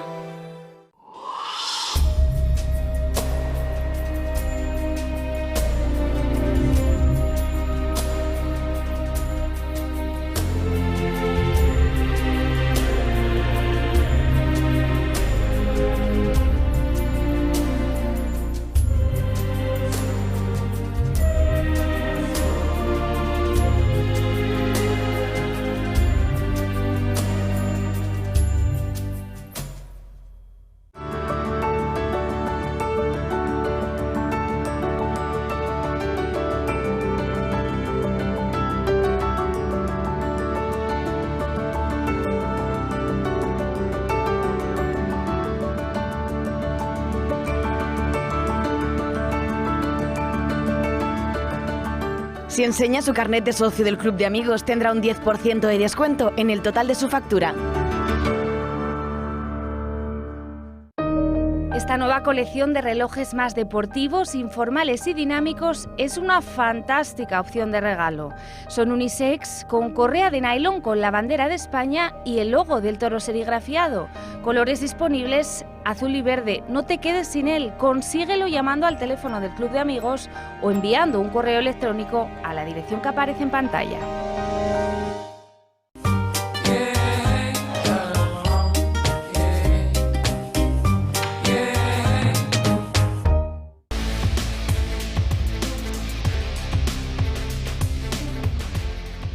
Pues 30 segundos para cada uno y nos vamos a despedir porque os vamos a pasar el vídeo completo de la intervención de J.D. Vance, ¿no? J.D. Vance en este desayuno de oración que se celebró en Washington. Maite, venga, 30 segundos, síntesis. Danos esa... No nos asusten con las guerras, no nos asusten con los virus, con los microbios, con los estos, que bastante tenemos, y levantemos las alfombras y destapemos a todos los cobradores de USAID, a todos los que quieren la guerra para tapar lo que se están llevando, y con una buena capa todo se tapa, e Isabel Ayuso tiene otro novio. Antonio Camuñas.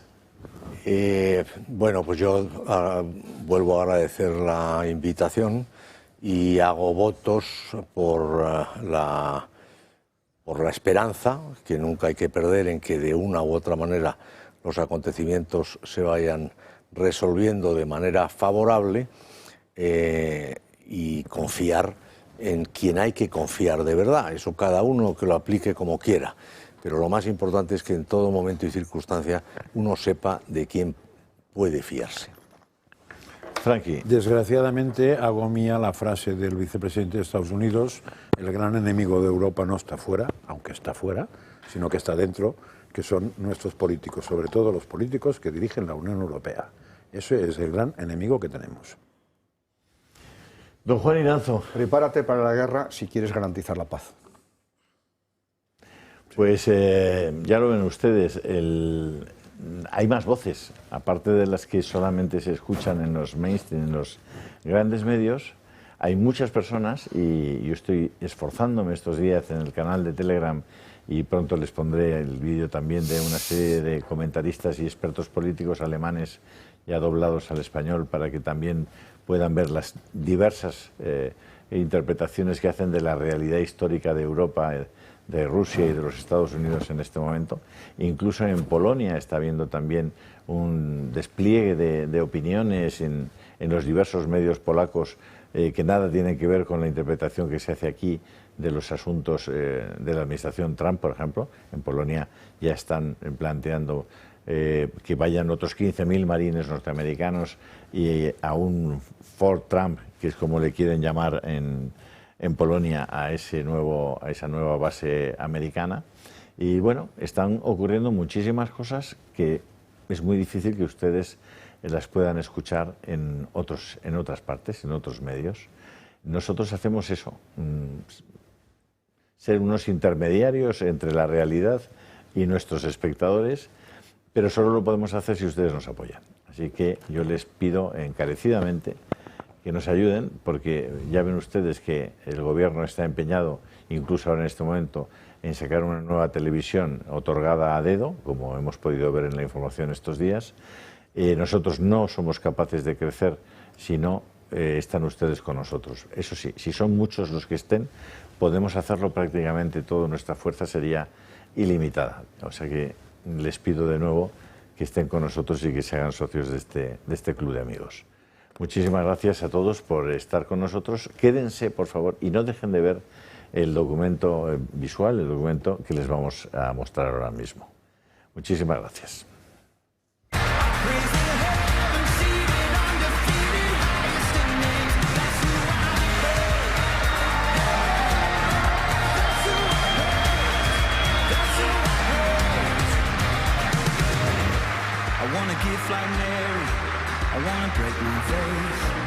Muchas gracias a todos, muchas gracias. Por favor, siéntense. Diré que, aunque en mis días en el sector privado yo era inversor tecnológico en Silicon Valley, 30 días después todavía no sé cómo utilizar mi ordenador del gobierno de todo. Tendré que improvisar un poco porque pensé en qué diría aquí esta mañana. Y por supuesto eso pone a todo el equipo de comunicación que está sentado aquí atrás extremadamente nervioso, porque no tienen ni idea de qué voy a decir. Y antes de continuar, hablé con Luke, que es uno de mis tipos principales de comunicación, y le dije, Luke, esto es todo extraoficial, ¿verdad? Nadie va a decir o saber lo que dije hoy. O sea, que puedo decir lo que quiera decir y estoy seguro de que ninguno lo va a filtrar a Axios. O sea, que ninguno de los amigos en los medios de ahí detrás lo retransmitirán en vivo. Déjenme dedicar unas pequeñas notas de agradecimiento. En primer lugar, a Morgan Ferguson, que se ha convertido en un querido amigo y sé que también en un gran líder en esta comunidad. Ella y su marido Mike han sido mejores y más amables conmigo de lo que merezco. Y mi familia entera ha sido beneficiada por ello. Especialmente en encontrar un lugar al que llevar a mis hijos al colegio en el último momento, porque soy un poco procrastinador. Y Morgan y Mike han sido muy útiles al ayudarnos a navegar el ambiente de los colegios de DC para nuestros hijos, por lo que estamos muy agradecidos. Quiero dar un saludo y una nota de agradecimiento al congresista Chris Smith, del gran estado de Nueva Jersey, quien sé que ha recibido el gran premio. Y estamos agradecidos por su liderazgo y agradecidos por su amistad. Es un gran tipo. Así que, Chris, supongo que estás por ahí en algún sitio, aunque no te puedo ver, pero enhorabuena, tío. Estamos orgullosos de ti y estoy orgulloso de estar contigo. Quiero agradecer a Mark Randall, quien por supuesto ha servido de anfitrión de un increíble desayuno, por ahora. Este es el 20º año, creo, del Desayuno Católico Nacional de Oración. Y parece que estamos haciéndolo bastante bien aquí en el Desayuno Católico Nacional de Oración. Y por supuesto, este desayuno tiene un lugar especial en mi corazón, como Maureen ha mencionado. Vine aquí el año pasado como un senador muy joven, sin saber cuánto cambiaría mi vida. Y estoy agradecido a Dios, pero también agradecido a la amistad de la gente en esta sala por ayudarnos a llegar allí, porque creo que hemos pasado una nueva página en Washington, D.C. y vamos a aprovechar la oportunidad que Dios nos ha dado.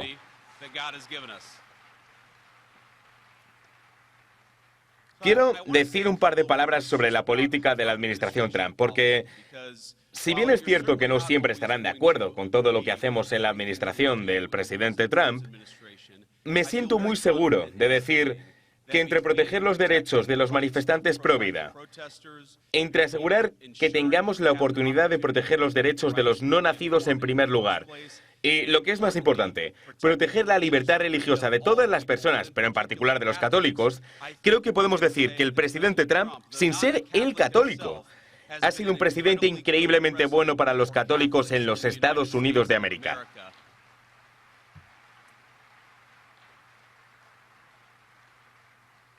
Ahora bien, sabemos que a la última administración le gustaba encarcelar a personas por rezar en silencio a la salida de clínicas pro vida. Sabemos que les gustaba acosar a padres pro vida de 7 hijos, a menudo padres católicos, por participar en el movimiento pro vida. Y sabemos que la última administración quería proteger el aborto financiado por los contribuyentes hasta el mismo momento del nacimiento. En cada uno de esos temas, en apenas 30 días, Donald J. Trump ha ido en la dirección exactamente opuesta. Y doy las gracias por ello. Y estoy seguro de que cada persona en esta sala también da las gracias por ello.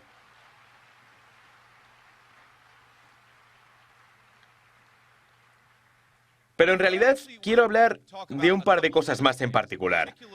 Uno de los aspectos más importantes de la política del presidente Trump, y en el que creo que está más en consecuencia con la enseñanza social cristiana y con la fe católica, es que, más que cualquier otro presidente en el tiempo de mi vida, el presidente Trump ha seguido un camino de paz. Y creo que muy a menudo ignoramos la forma en que nuestra política exterior es un instrumento o un impedimento para que la gente de todo el mundo pueda practicar su fe. Y sabemos, y por supuesto como aprendí en este desayuno el año pasado, había algunos sacerdotes nigerianos que estaban siendo perseguidos y que estaban tratando de proteger a su rebaño a pesar de una persecución increíble. Sabemos que algunos de los grupos más perseguidos en todo el mundo hoy en día son cristianos. Y la administración Trump promete que, ya sea aquí en nuestro país con nuestros propios ciudadanos o en todo el mundo, seremos los mayores defensores de la libertad religiosa y los derechos de conciencia. Y creo que esas políticas beneficiarán a los católicos, en particular en todo el mundo.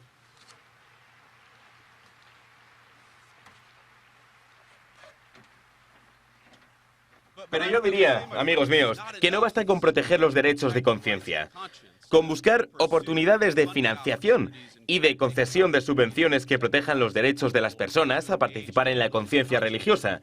También tenemos que recordar que a menudo los mayores impedimentos a la libertad religiosa no han surgido por malicia del gobierno de los Estados Unidos, sino por descuido. Y una de las cosas que, para ser sincero, más me avergüenza es que en los Estados Unidos de América, a veces son nuestras desventuras en el extranjero las que conducen a la erradicación de comunidades cristianas históricas en todo el mundo. Por eso, cuando el presidente Trump habla de la necesidad de lograr la paz, ya sea en Rusia, en Ucrania o en Oriente Medio, por supuesto que tenemos que reconocer que se trata de una política orientada a salvar vidas y a cumplir uno de los mandamientos más importantes de Cristo.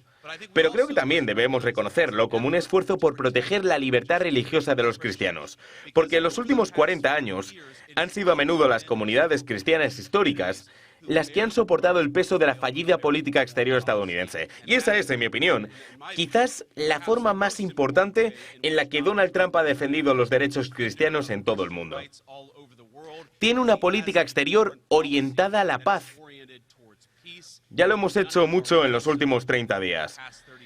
Y estoy orgulloso de que trabajaremos por la paz en todo el mundo en los 4 años restantes del mandato del presidente Trump. Y creo que es importante.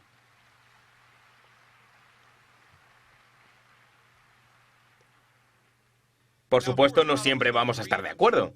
Y estoy seguro de que hay personas en esta sala que están de acuerdo o en desacuerdo con algunas de nuestras opiniones sobre política exterior en una serie de cuestiones.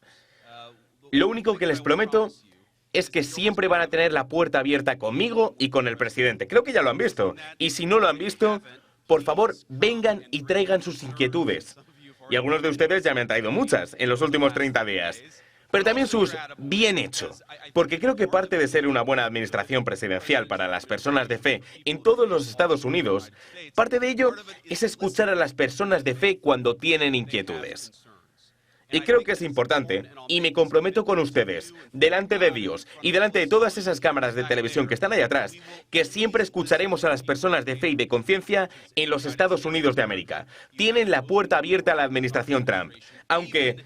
Y sobre todo, quizá cuando no estén de acuerdo con nosotros. Así que, por favor, aprovechen esa oportunidad. Comuníquense con nosotros cuando hagamos las cosas bien, pero también cuando las hagamos mal. Y esa es mi solemne obligación. Pero también mi solicitud, porque, por supuesto, como he aprendido durante la campaña, por supuesto, tengo protección del servicio secreto y se ha incrementado ahora que soy el vicepresidente de los Estados Unidos. Vivo en una burbuja, damas y caballeros. Vivo en una burbuja errante y donde quiera que voy, estoy rodeado de agentes armados. La única manera de mantenerme honesto y la única manera de saber qué está afectando realmente las vidas reales de las personas en todo nuestro país es que ustedes hablen con nosotros. Así que, por favor, consideren esa puerta abierta en gran medida como una invitación, pero también como una solicitud. Y diré que creo que soy el primer... Quizá estoy equivocado, pero creo que soy el primer converso católico que ha sido vicepresidente de los Estados Unidos. Aprecio que aplaudan.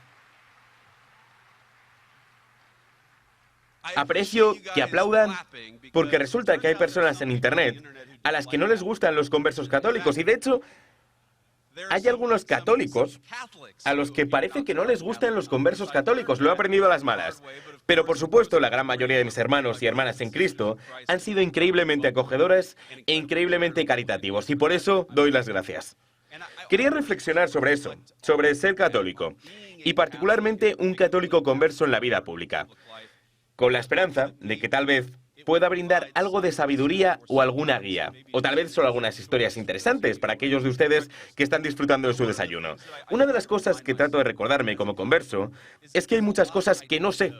Cuando era niño solíamos llamar a los nuevos conversos a la fe cristianos bebés, y reconozco plenamente que soy un católico bebé, que hay cosas sobre la fe que no sé. Por eso trato de ser lo más humilde que puedo cuando hablo sobre la fe y en público. Porque, por supuesto, no siempre voy a hacerlo bien. Y no quiero que mis deficiencias al describir nuestra fe recaigan sobre la fe misma. Así que, si alguna vez me escuchan pontificar sobre la fe católica, por favor tengan presente que lo hago desde un lugar de profunda creencia. Pero también desde un lugar en el que no siempre lo sé todo en todo momento. Y como ya saben... Ahora digo que, por supuesto, no intento comentar cada uno de los temas católicos. Intento no involucrarme en las guerras civiles entre dominicos y jesuitas y entre católicos conservadores y progresistas. Pero como dijo Michael Corleone en El Padrino, a veces me vuelven a traer. A veces no puedo evitar hablar sin parar. Después de todo, soy un político, damas y caballeros. Pero lo que he tratado de recordar a la gente...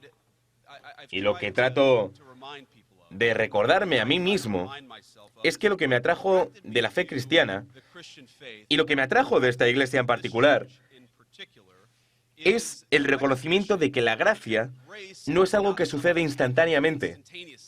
Es algo que Dios obra en nosotros durante un largo periodo de tiempo, a veces muchos años y a veces muchas décadas. Creo que cuando era niño, suponía que la gracia es algo por lo que el Espíritu Santo vendría y resolvería todos nuestros problemas.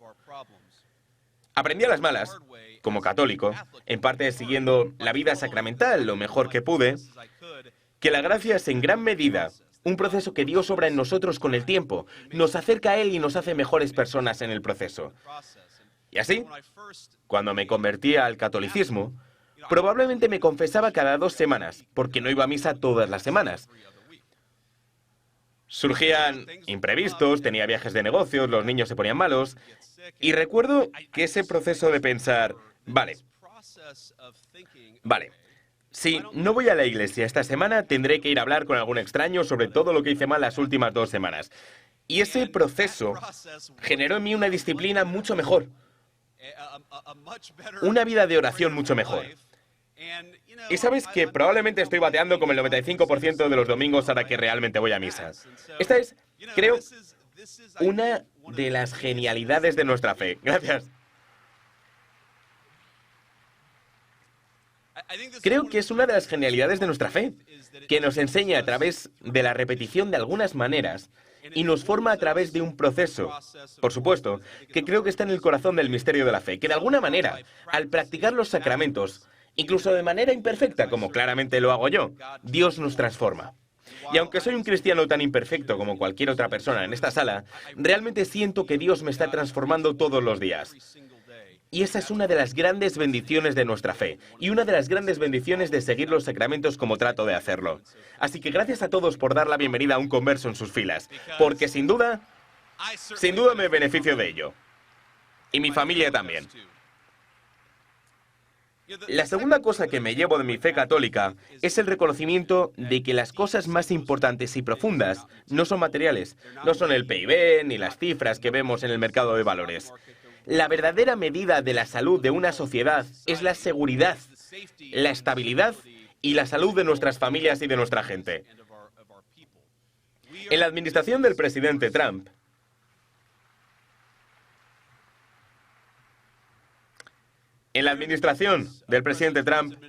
nos dedicamos a producir prosperidad, pero esa prosperidad es un medio para alcanzar un fin. Y ese fin es, esperemos, el florecimiento de la vida de cada uno de los ciudadanos de los Estados Unidos de América. Por eso nos preocupamos por estas cosas. A menudo me recuerdo a mí mismo que ha habido momentos en el pasado en los que sabes que las cifras del PIB tal vez iban en la dirección correcta, en los que el mercado de valores iba en la dirección correcta, pero Estados Unidos de América estaba perdiendo esperanza de vida. Creo que lo que la Iglesia Católica me pide que haga es decir que si el mercado de valores va bien, pero la gente está literalmente muriendo y perdiendo años de su vida, entonces tenemos que hacerlo mejor como país. El catolicismo, el cristianismo, en su raíz, creo, enseña a nuestros funcionarios públicos a preocuparse por las cosas profundas, las cosas importantes, la protección de los no nacidos, el desarrollo de nuestros hijos y la salud y la santidad de nuestros matrimonios. Y sí, nos preocupamos por la prosperidad, pero nos preocupamos por la prosperidad para poder promover el bien común de todos los ciudadanos de Estados Unidos de América.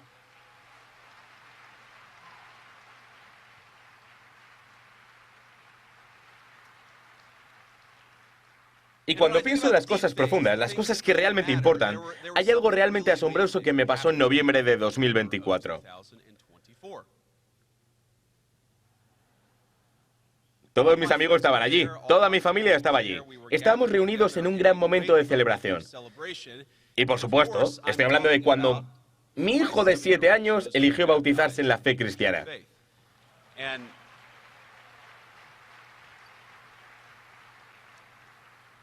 Y ahora está en el colegio, así que no verá esto. Pero por increíble que fuera ganar las elecciones, por supuesto, en noviembre de 2024, y por increíble que fuera saber que el presidente Trump volvería a ser presidente y lograría tantas cosas buenas para el pueblo estadounidense, lo que más me emocionó en noviembre de 2024 fue que la semana después de que ganamos las elecciones, mi hijo eligió bautizarse en la fe cristiana. Ahora bien, la idea básica es la siguiente. Para aquellos de ustedes, por supuesto, supongo que la mayoría son católicos de cuna, normalmente bautizamos a los bebés con agua en la Iglesia Católica desde muy temprano. Pero, como muchos de ustedes saben, yo soy parte de un matrimonio interreligioso. Mi esposa, aunque viene a la iglesia con nosotros casi todos los domingos, no es católica. Así que el trato que hemos hecho es que criaremos a nuestros hijos como católicos, pero les permitiremos elegir el momento en el que quieran bautizarse. Y si eso es un sacrilegio terrible, culpen a los dominicos, porque ellos son los que idearon este plan. Pero mi hijo de 7 años decidió bautizarse. Y fue quizás el momento de mayor orgullo que he tenido como padre. Se lo tomó muy en serio y quería saber qué era lo correcto que debía decir. Papá, ¿qué tengo que hacer? ¿Qué significa esto? ¿Por qué es importante? Y para mí fue algo asombroso ver a mi hijo de 7 años trabajando en estas cuestiones por sí mismo. Y cuando hablo de las cosas profundas, las cosas importantes, me refiero a esto. Por supuesto que nos preocupamos por nuestros indicadores económicos y por supuesto que nos preocupamos por los salarios de nuestros ciudadanos. Nos preocupamos por estas cosas porque cuando a nuestra gente le va mejor puede tener el tipo de momentos que promueven el tipo de florecimiento que todos creemos que es el núcleo mismo de una buena vida humana. Y eso, por supuesto, en mi caso, fue ver a mi pequeño hijo de 7 años bautizarse. Y aunque, repito, nunca seré perfecto, siempre trataré de recordarme que el objetivo de nuestra política pública es promover el bien común, y lucharé por eso todos los días que sea funcionario público. Y eso me lleva a la última observación que me gustaría hacer como cristiano, como católico converso en la vida pública, que es esta. A veces a los obispos no les gusta lo que digo.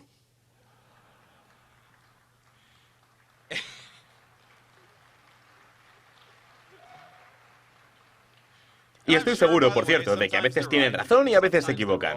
Mi objetivo no es litigar cuando tengo razón y cuando ellos se equivocan o viceversa. Mi objetivo es, tal vez, articular la forma en que pienso sobre ser cristiano en la vida pública cuando también hay líderes religiosos en la vida pública que tienen el deber espiritual de hablar sobre los temas del día. Y la forma en la que trato de pensar en ello es que la Iglesia Católica es una especie de tecnología. Es una tecnología que se desarrolló hace 2000 años y está entrando en contacto con una tecnología que tiene unos 10 o 20 años y son, por supuesto, las redes sociales.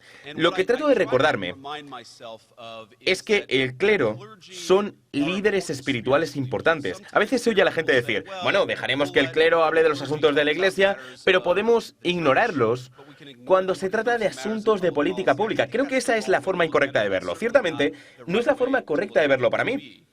Pero lo que trato de recordarme es que no estamos llamados como cristianos a obsesionarnos con cada controversia en las redes sociales que implique a la Santa Iglesia Católica, ya involucre a un sacerdote, a un obispo o al propio Santo Padre. Creo que, francamente, podríamos tomar ejemplo de nuestros abuelos, que respetaban a nuestro clero, que recurrían a ellos en busca de orientación, pero no se obsesionaban ni peleaban por cada palabra que salía de su boca y entraba en las redes sociales. No creo que eso sea bueno. Y no estoy aconsejándoles a todos ustedes, pero no creo que sea bueno para nosotros como cristianos pelearnos constantemente entre nosotros por cada controversia que hay en la Iglesia. A veces deberíamos dejar que estas cosas se desarrollen un poco y tratar de vivir nuestra fe lo mejor que podamos bajo los dictados de la misma y bajo los dictados de nuestros líderes espirituales, pero no someterlos a los estándares de los influencers de las redes sociales, porque no lo son.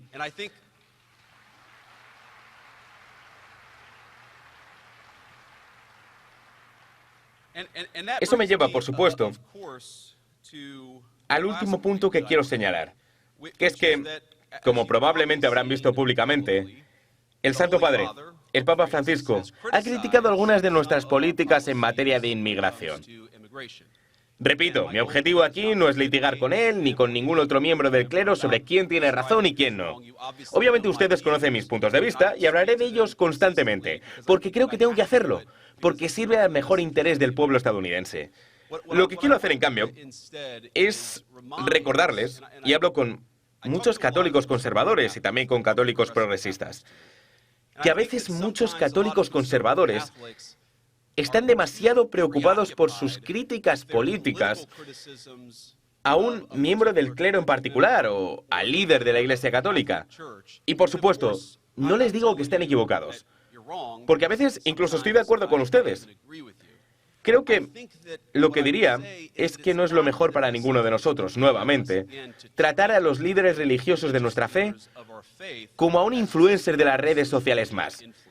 Y creo, francamente, que eso se aplica en ambos sentidos, si me permiten el atrevimiento. Creo que es responsabilidad de nuestros líderes religiosos reconocer que en la era de las redes sociales la gente estará pendiente de cada palabra que pronuncian, incluso si esa no era su intención, e incluso si una declaración determinada no estaba destinada a ser consumida en la era de las redes sociales. Pero todos los días, desde que me enteré de la enfermedad del Papa Francisco, rezo una oración por el Santo Padre. Porque aunque, sí, ciertamente me sorprendió cuando criticó nuestra política de inmigración, de la manera en la que lo hizo, creo que el Papa es fundamentalmente una persona que se preocupa por el rebaño de cristianos bajo su liderazgo. Y es un hombre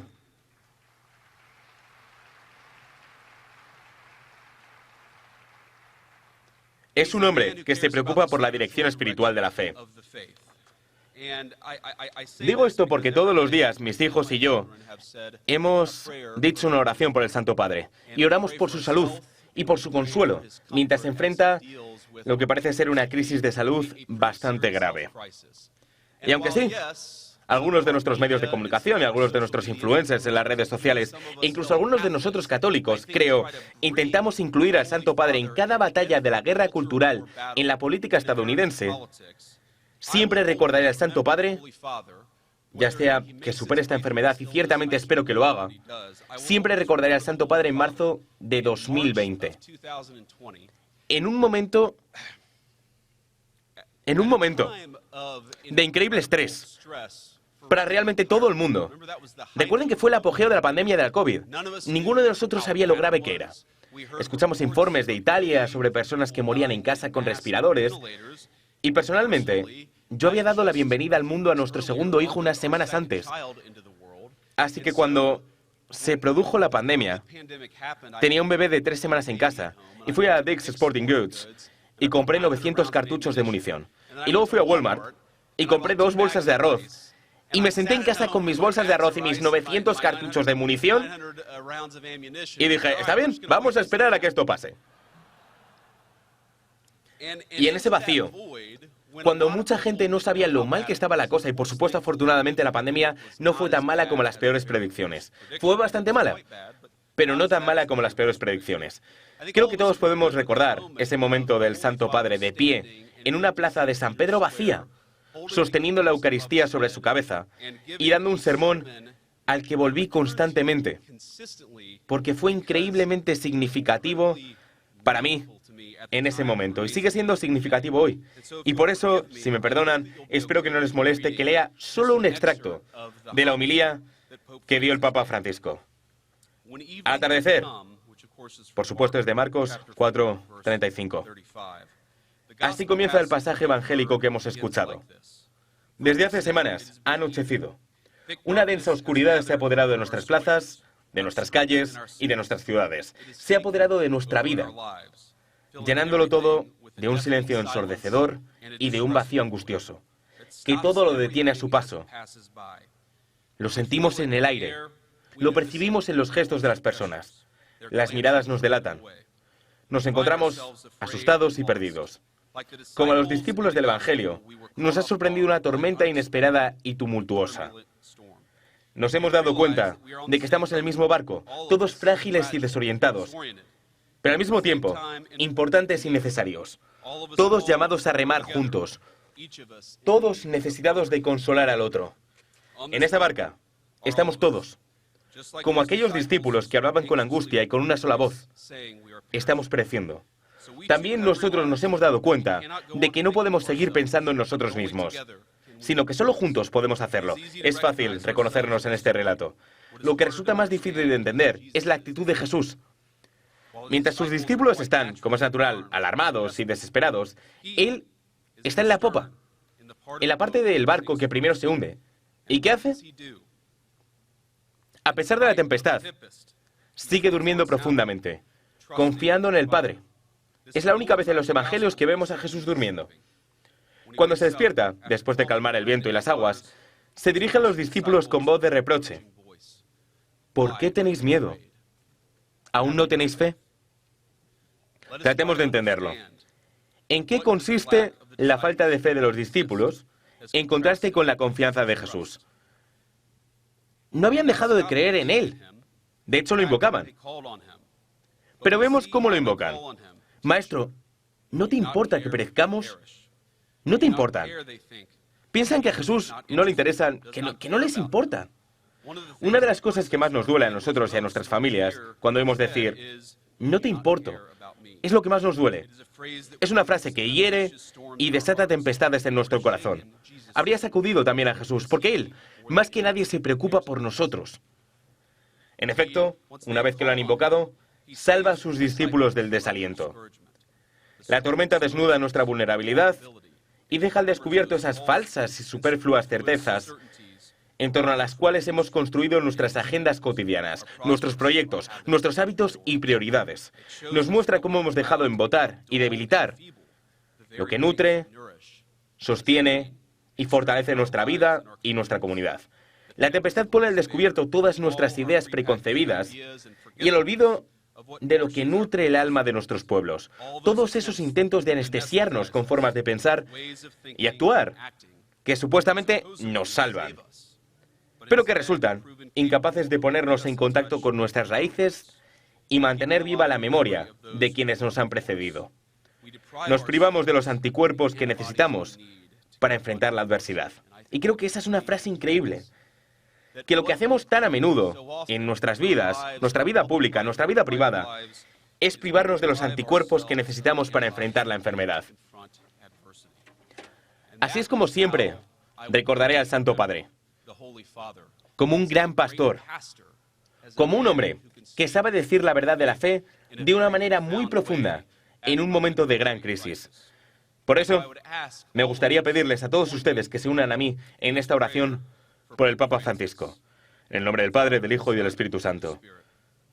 Dios Todopoderoso y Generoso, te damos las gracias por tu caridad. Por favor, concede tu misericordia al Papa Francisco para que pueda recuperarse de su enfermedad y guiarnos en un cuidado atento. Te rogamos que bendigas a los médicos, enfermeras y personal médico de nuestro Santo Padre, con sabiduría y capacidad para que puedas trabajar a través de ellos, para renovar la salud de tu pastor por medio de Cristo nuestro Señor. Amén. Y creo que, concluyendo mis comentarios aquí, nunca voy a ser perfecto.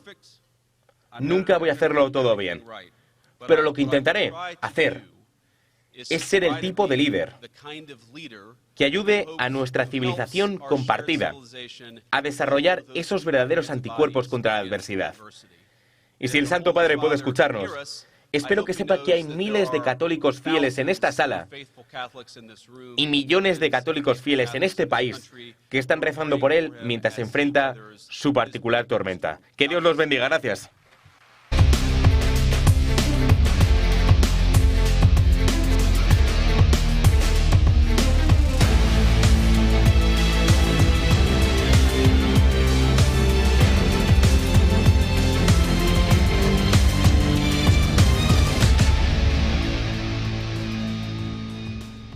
Para que exista una democracia que pueda llamarse así, necesitamos una ciudadanía que esté educada, bien educada, y una ciudadanía informada, bien y completamente informada. Aquí educar no podemos meternos mucho en eso, podemos dar alguna pincelada, pero informar sí, esa es nuestra vocación y nuestra obligación. Eso significa tratar de dar toda la información lo más completa posible, lo más objetiva posible, lo menos sesgada posible.